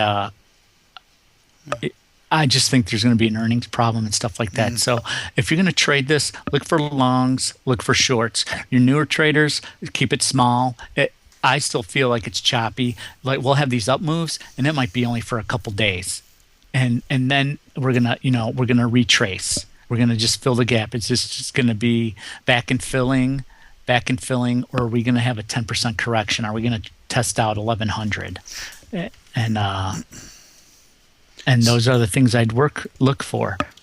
That's what's coming in the future. So when you put on the trade, have those things in your back of your mind. Do I really want to be in this? Is it what John preaches? Do I have the crossovers? Do I have the volume? Is this something that I see that's going to go up in the next couple of days? And that's what you're looking for. Like this stock right here. It's like, what did I have? TSO? This petroleum company. Why is petroleum company doing bad? Why is it being oversold here? It's turning around. It's starting to turn. Is it going to cut back up and start going higher? You have a drop in volume. So you're coming up to the top of the Bollinger Band. It's sitting there between the 20 period moving average right down here. A nice little doji, but there's really nothing much to go off of. And you're kind of toppy here. Right here, there was resistance at 2672. What's this oil company? Was it TSO? Yeah. I think I saw that in one of the persons. Just somebody had it come up. Okay. So, I really want to specifically your small account traders. Look, you got to pick out your trades. You got to manage your risk. And I've never managed risk. I'm just going off of what John says. Well, pick up a book, pull up these charts, and try and learn. Just sit back and learn. Sit on your hands. There's one thing, going from pit trading to the screen trading, it's a little bit slower. It's a little bit quieter. Take your time. The market, like they said, you want to live to trade another day. That's the whole thing. It's the biggest thing. You have to slide your pass, your card, through the scanner to get through the pit, to get into the pit to even trade. And the exchange can turn that off at any moment. And everybody's always afraid. Oh my God! You slide it through and you get that red light. And you're like, oh man, what's going on? Dude, is there did I not check up my trades? Is there I'm long and we're already down, 10 SPU points, and I'm like, oh my God, how come it's not going on? And you slide through and it goes bad on. You're like, oh my God, thank God I can trade for another day. And that's really, you live basically day by day. And there's some great traders down there. There's guys I just love some of these Eurodollar traders who trade these spreads out to 10 years. I mean, we don't just look at us. We look from the corn spreads, or from 1 month to the next. You'll have a spread. I'm buying June and selling SEP. Well, these guys have butterflies on. They got strips on. They got baskets for every single these futures months in the euros, and it's they'll have you look at it and the leverage they're using, they might have 5 million in their account leveraging 5 billion. That's one of the reasons why I tried to get out of banking too, was that when I first started down there, we were using 11 to 1 leverage, 11 to 12 to 1. Like I said, in the Eurodollar pit. I'm trading for Swiss Bank. My at the money was 600. I was using $600 million to leverage $8 billion. And like I said, a 2 standard deviation swing, you're looking at $16 billion, in leveraged funds. And they wanted us to trade more. I mean, come 2000, these guys were trading, I was just like, let's just trade, 12 times. They're trading 50 times, now 100 times. Yeah. And now it's like there's more corn derivatives traded than there is corn. So everybody who owns a corn derivative is like be demanding, I want my bushel of corn. There's not enough corn to go around to fill all that crazy paper. Yep. Yeah, it is kind of crazy. It's all because they went, the Commodities Modernization Act changed it in the favor of banks to have everything all cash settled, and you don't have delivery on commodities. So that's why there's a little bit more speculation. But it also allows a guy like me to go and say, you know what, I'm a user of crude oil. Why can't I own a crude oil future? I am a user, and I am you know what? The funny thing is, if you're using it, you might as well also be buying the future, because you're going to need it in the future. And it kind of feeds on itself, because then you're like, well, we're going to need more. And basically oil's a limited supply or stuff like that, or grains are a limited supply, because there can only be so much can be produced each year. So Yeah. Awesome, what else were we looking at? Is there anything else? Somebody wants OMG. Is that a stock? No, Hey, you want to switch back to your camera and spend another 10 minutes like that and wrap it up at midnight? Or Oh yeah, that's fine. Yeah, because you know what, I missed the whole market today, and I got to get this stuff up and running. I have I trade off of a laptop. I like using laptops, and I have the extended screen. But I also got next to me, I have a Dell Pentium 4 with a video card, a GeForce 6200 that I don't even use. It's just sitting here. I'm just waiting for who knows what. I kind of just want to have another laptop and an extended, just another screen. But who knows? So you want to just see me again? Yeah, because I'm starting to lose my voice. It's been a while since I've been up screaming and yelling all day long. But I got the same problem. And with you know what, guys? I'm really sorry about this service here, but I did my best to try and get a good signal and have the AT&T guys here look at all my stuff, and they actually took some stuff apart. No, it's working pretty. I mean, we've pretty much been trouble free tonight. So Skype is messing up again though. Yeah, we're screwed basically. So you know what? I still hear you though. Okay, for you new guys, go learn something about candlesticks. Concentrate on your charts. Print them out and draw lines on it. When I started out, I used to walk down, and I was a clerk. Every 2 weeks on Monday, there was this paper that came out, and it would give all the commodities in there, and it'd show the charts, and it'd give you 2 weeks of blank space. And I'd sit there and just draw lines on it. This is my support. This is my resistance. This is, I see the triangle. I see all these different patterns. And what's good about John is I think he just can look at the screen and you basically can see it. You want to start your camera now? I think I can see you if you start it. Okay. I got to find my Skype in here since I got stuff up. Is it the web service thing? Yeah, that RPM Web Services is my Skype. Okay, yeah. Just clicked on it. Okay, you got to start your camera. You got where do I have to go? Do I have to shut it down? You might be able to see on the RPM Web Services one, the one on the right there, the little tiny Yeah. Open it up. Well, no, at the bottom it might. There's a little thing that says "Start my video." You see that? It's getting tired and late. Start my video on RPM Web Service. This square right here. Yeah, you don't see a little menu at the bottom, like when you hover over it. No, I got the big one. It says, RPM Web Services here, and I got the extras and stuff. Yeah. Call from RPM. And you don't... Usually when I go on the screen, it'll pull up. I'll see the icon for the call, to end this call, and all that video. It says video call, and it's not highlighted. All right, let me do this. Let me hang up on you real quick, and we'll come back and we'll do the video. Okay. Okay. All right. So let me get him right back here. We'll do a call, and then he's going to start his video.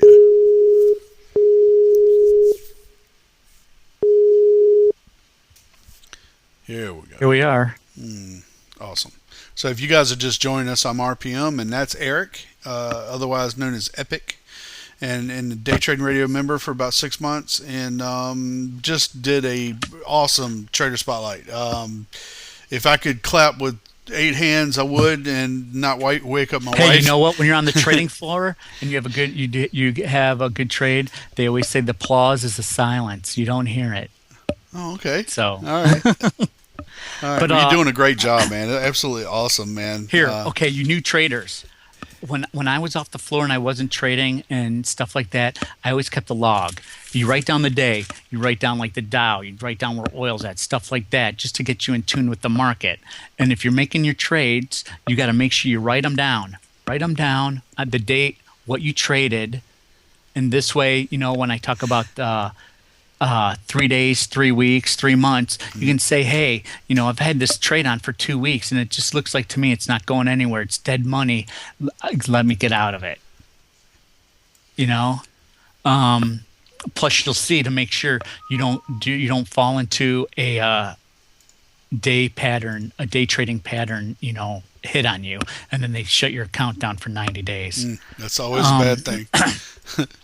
I mean, I don't want to be recommending books and stuff like that, but this one's pretty good. So 21 candlesticks. It's pretty quick read. It's pretty thin. Cool. I tell you all the other books I like. I like, Reminiscence of a Stock Operator.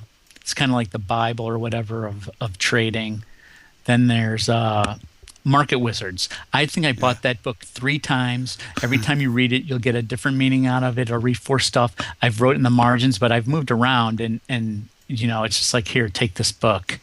You basically give them away. But they're really good. Do I still spread trade?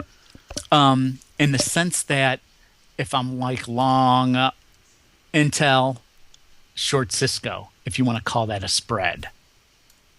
Especially in this choppy market, if you like a certain industry and you got a lot of stock in it and you're really long it, look for something that's weak, or look for something like what I showed you about these reversal candlesticks, and then get your confirmation and go short small and just test it out. Just 50 shares on your shorts and get accustomed to managing a long side and a short side. And it's always good. You know what they always say? You're always heard ABCs always be closing. Well, I call it ABCs always be selling. Cool. And that's what the banks are doing. They take these packages, they bundle them up, and they resell it. They take debt. How do you take debt and call it credit and resell it? I mean, it's weird. And then you got these exchange traded funds. Like I have a big silver position, so like I hedge with the double short silver, which is ZSL. And if you look at it, it's supposed to be a double short. Well, then how come sometimes when it goes down, it doesn't go up double? Because they're always selling it. It's the bank's job to keep on selling it. It's crazy. So you got to think about that. That's why when you trade some of these exchange traded funds, yes, the SDS, I like it when you need it. And the SDS, the double short silver, these triple longs and shorts, you're in it. Just be in it for a short time for you more advanced traders. It's something that you don't want to use to keep on holding to hedge your position because it decays. They use futures and they use options, and it decays just like an option. So you're long it. There's leakage there. There's decay. A lot of people don't understand that. You can take one of the famous examples of a theoretical trade that everybody talks about is you could take like the FAS, the FAS, and the FAZ, and start out at any point and short them both, and no matter what, you're going to wind up ahead. Right, because then it gets too low. and it gets to $7, and then they do a reverse stock split. Yeah, but one's going up and the other one's going down. In theory, they're supposed to go up, and one's supposed to go up, a certain percentage every day, and then the other one should go down the same percent, or close to the same percentage every day. But they both eventually trended. They're like you said, they decay. It's like there's some leakage there. So if you were to short them both at the same point and just held on forever, and what you're do the going to be up. brokers do? And what do the brokers do? Oh, you need to have that in your portfolio to hedge against the market risk.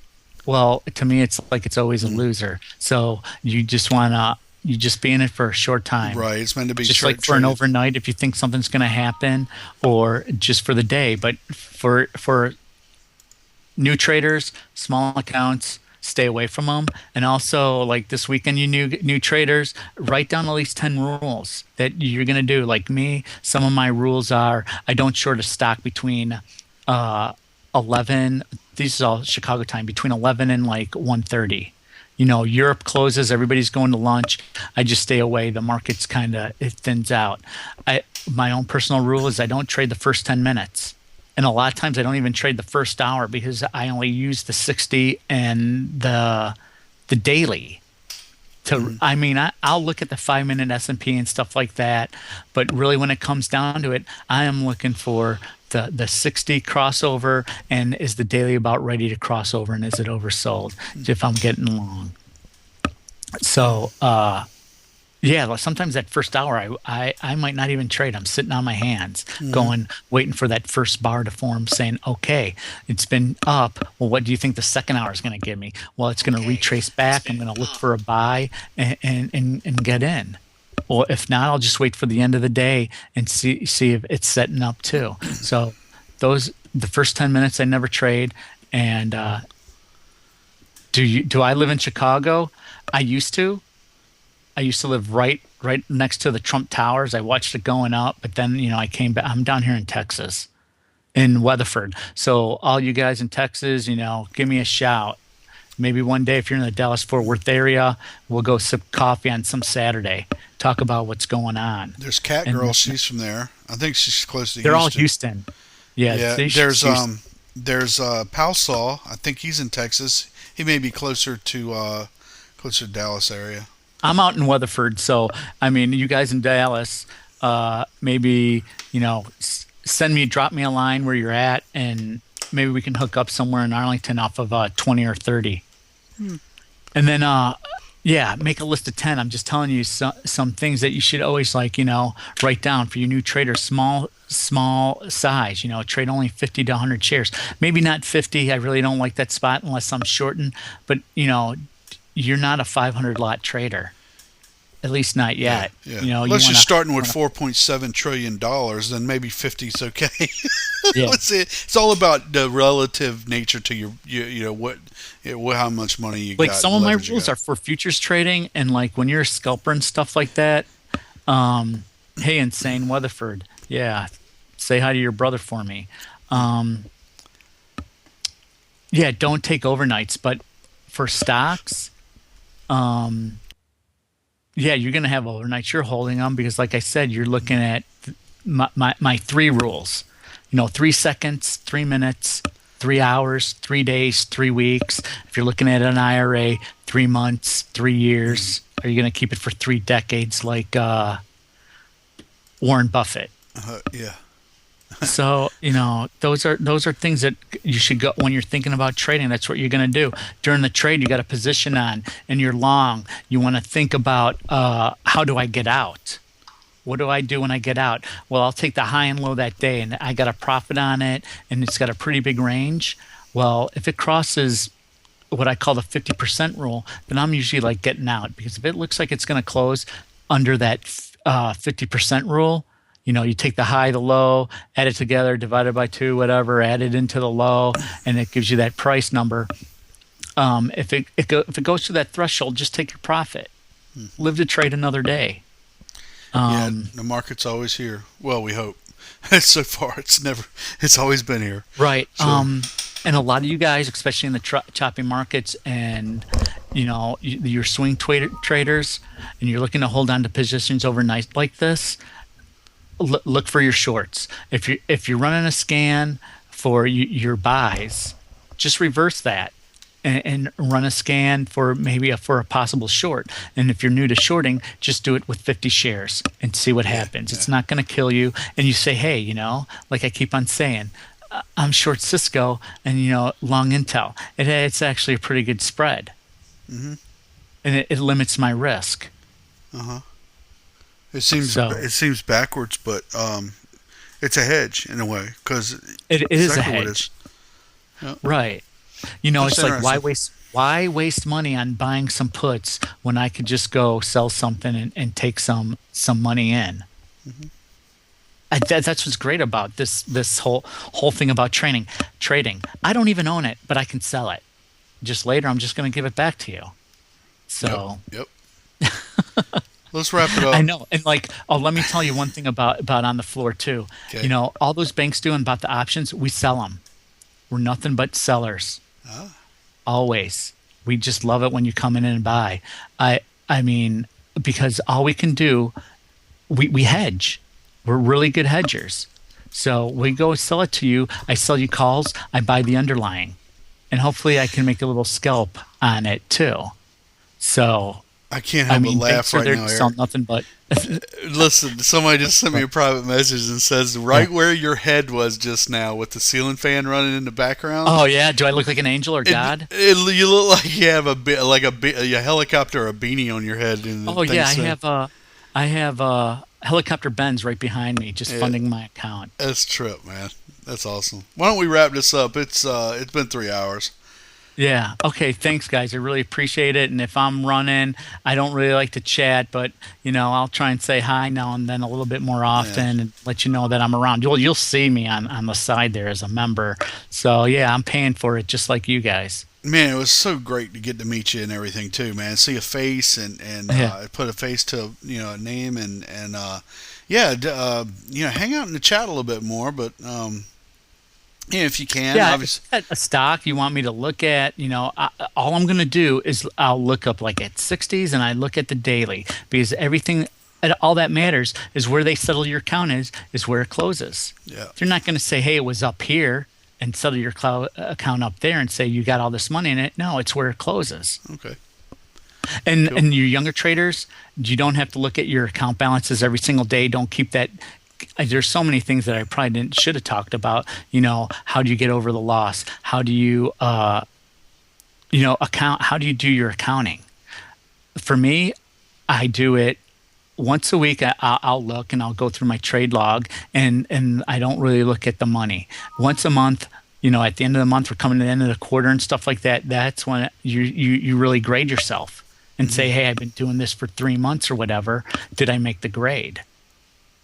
Or what do I have to do to change? So, yep. Cool. Yeah. Well, so like every single month, also in my journal, I write down all my positions that I have open and what my balance is at the end of the month. And I got 4 accounts, so I got to do this like 4 times. Wow. But I'll let you all guys go. It's getting late. We all got a busy show tomorrow, and hopefully my end will be running. Yeah. Hey, look, the internet held up all night, man, for both of us. So, hey. You know what? I talked to the guy about the pinging and everything else because he called me right before the show came, and before I had to go on and talk to you. And he goes, "I've been running your thing for 4 hours. There hasn't really been any packet loss." And so I asked him. I go, "Well, I was doing the speed test, and I'm only getting 2.5 or whatever, 2,500." And he goes, "That's just your flow through, and that it's not going to show that I should be getting 3.1." So just to let you know, we could all talk about that on the next Tech Talk Live. Tech Talk Live, yeah. Well, last night it was horrible. We couldn't even get Eric going for like more than 5 minutes. It would just completely shut off. And 2 minutes out for 5 minutes. Mm-hmm. Yep. Losing packets. So we're doing good tonight. We did great. So thanks a lot, Eric. I'm going to go ahead and wrap it up here. Thank you. You guys take care and good luck trading. May the trading gods be with you. All right, buddy. Appreciate it again. Thank you. See you. All Bye. Right. Man, what an awesome guy. Awesome. So knowledgeable, the experience and stuff he's been through. The whole floor trading thing, fascinating to me. Really, really awesome, and appreciate him very much for what for. I mean, he just gave us 3 hours of his time. So, to all the guests, and especially to him tonight, we appreciate you guys doing that for us, and for him tonight doing that. Eric, it was awesome getting to know you. Again, he's Epik in the chat room, and of course, I'm RPM, and this was a Trader Spotlight Live, and now it's March 18th. It's a Friday, but we started the show on the 17th, of course, and got about 3 hours here. This was a good one, a really good one, and a totally different perspective. Wow, it just, I feel good about it. I really do feel good about it. I want to thank John and Dak and, the whole Day Trading Radio crew. I'm proud to be part of this. And appreciate the members so much. If you're not a Day Trading Radio premium member, please consider it. It's $1 a day, or less actually. So if you guys like the show, don't like the show, suggestions, whatever, fire me an email or fire an email to John DTRS at DayTradingRadio.com. Somebody can post the bot thing in the room there. It's bot space DTRS for me. Let us know, for any show we do, always give us some feedback and let us know what's going on.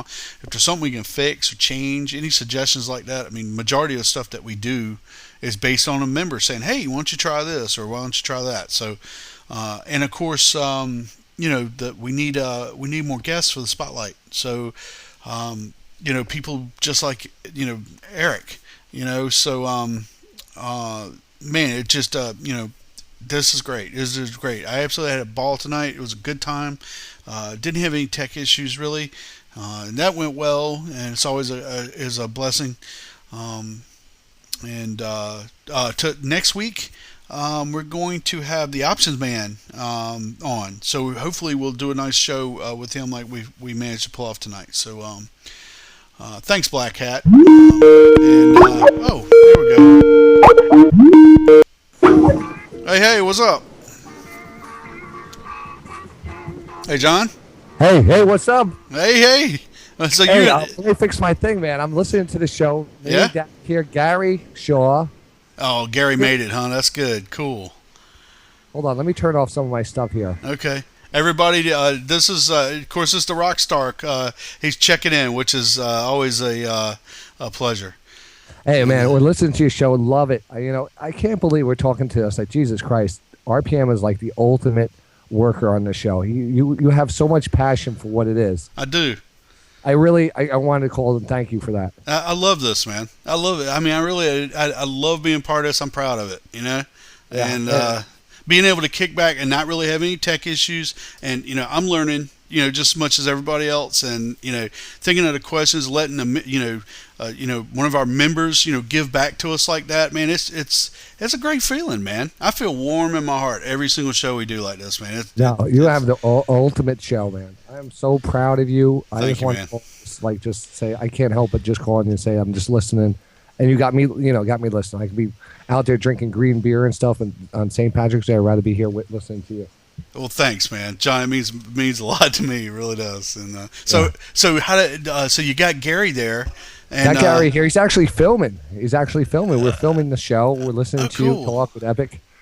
Nice, awesome. So I'm going to be part on some of that footage, maybe. Yeah, absolutely. I don't know if I'm too loud for you guys or not. I don't know. Sounds good on this side. Let me check my meters.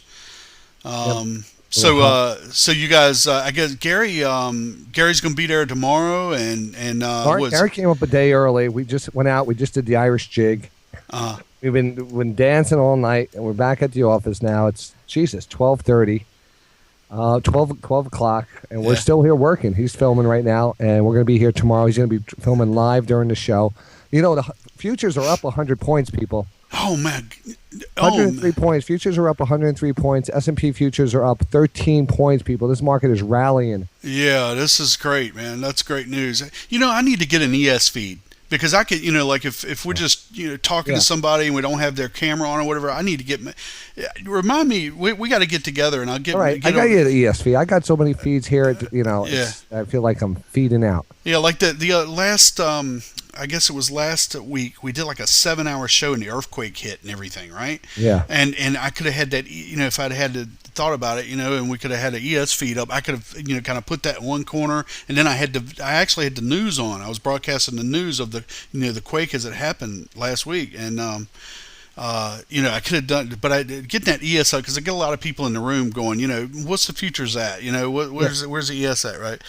But that's something that we could definitely improve. Yeah, well, when you turn it, when you go off tonight, I'm going to bring up the ES feed, and I don't know if we're going to trade any here tonight. We'll probably overboard. I'm not following it, but we just not following as I'm just following your show and stuff. So cool, man. Yeah, well, thanks for the call, man. And I appreciate everything, RPM, man. You're the best. Yeah, you know what? I could use the TOS. I got the TOS now. I actually did a couple. I hope my wife's asleep.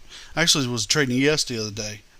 Was it yesterday? I guess it was. Yeah, when I wasn't around. Yeah, I nailed it a couple of times. It was I was a virgin, man. I did it just a couple of contracts, and that's great. That's great. But I guess, but the thing, I'd rather use Quote Tracker because it just looks great and it feels right, and I'm used to it. But I'll get you a feed for that. I'll get you a feed. Yeah. They don't to Thinkorswim, even though it's Ameritrade. They won't. Ameritrade does the quote tracker feeds, but they won't allow you to pull a futures mini feed through the same. It's just aggravating, man. I spent an hour on the phone with them trying to get what's the symbol for quote tracker hooked into the Ameritrade data stream, and there's we don't have one. You got to use your Thinkorswim platform. Yeah. So I guess I could put that up, but anyways, well, I don't want my wife to see it up because she'll think I'm trading. Oh, God forbid. God forbid. She wants me to. She wants me to work on servers. You're doing something productive with your life. Yeah, she says, keep an eye on the server, keep them happy and everything. Watch your other servers and answer your damn phone. Stay out of the stock market. And that's what she tells me. So, but I'm all involved in it and everything like everybody else. You got to, I'm somewhat in the kitchen with this whole thing. I gotta eat the food some. So she's gonna have to get over it. I'm just, No, I met Dixie. I met Dixie Beaver. She's cool. She'll understand. Yeah, she's. I had a couple bad trades like in September, and it took half the profit for the whole year. So it was like you're in a bigger thing now. Yeah, exactly. So well, say hello to Gary for me and Dak and around with this camera, man. I think you're gonna see all this stuff in the future. We have a lot of work to do this weekend. It starts tomorrow, Friday. Yeah.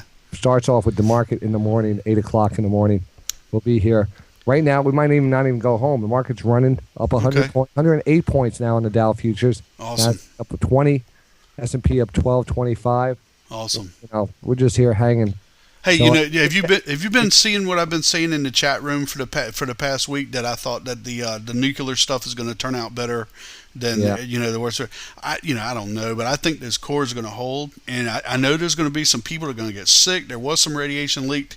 I don't think they're going to have major meltdowns like Chernobyl or anything like that. Amazing what the media could blow out of proportion. Just the fear. I mean, that's what it is. People are selling off and everything because they don't know. They do not know, and they're just trying to get ready just in case. And it's prudent. I think it's smart, but it does some damage, and I think a lot of it is the media, and we're gonna see. It's gonna all work out, and that's it.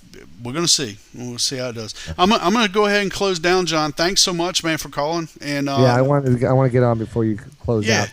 Yeah. Thanks to you. Thanks to Epik.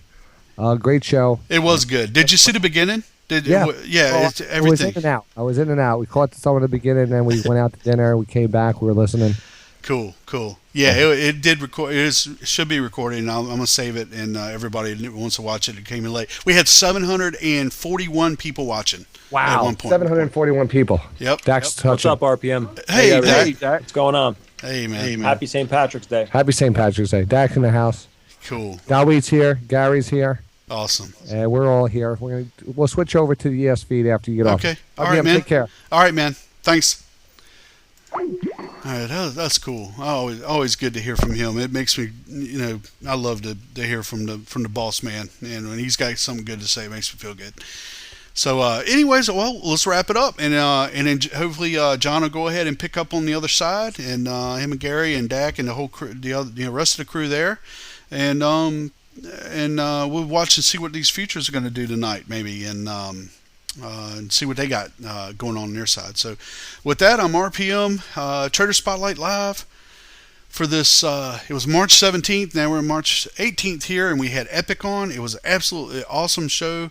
I appreciate so much for the members, stepping up and being guests on the show, because we need you guys to do that. If anybody is interested in being on one of these shows like this at any level, at any trading level, let us know, and because we're always trying to line up new ones, and it's a lot of fun, and it gives back to everyone. So we really appreciate it.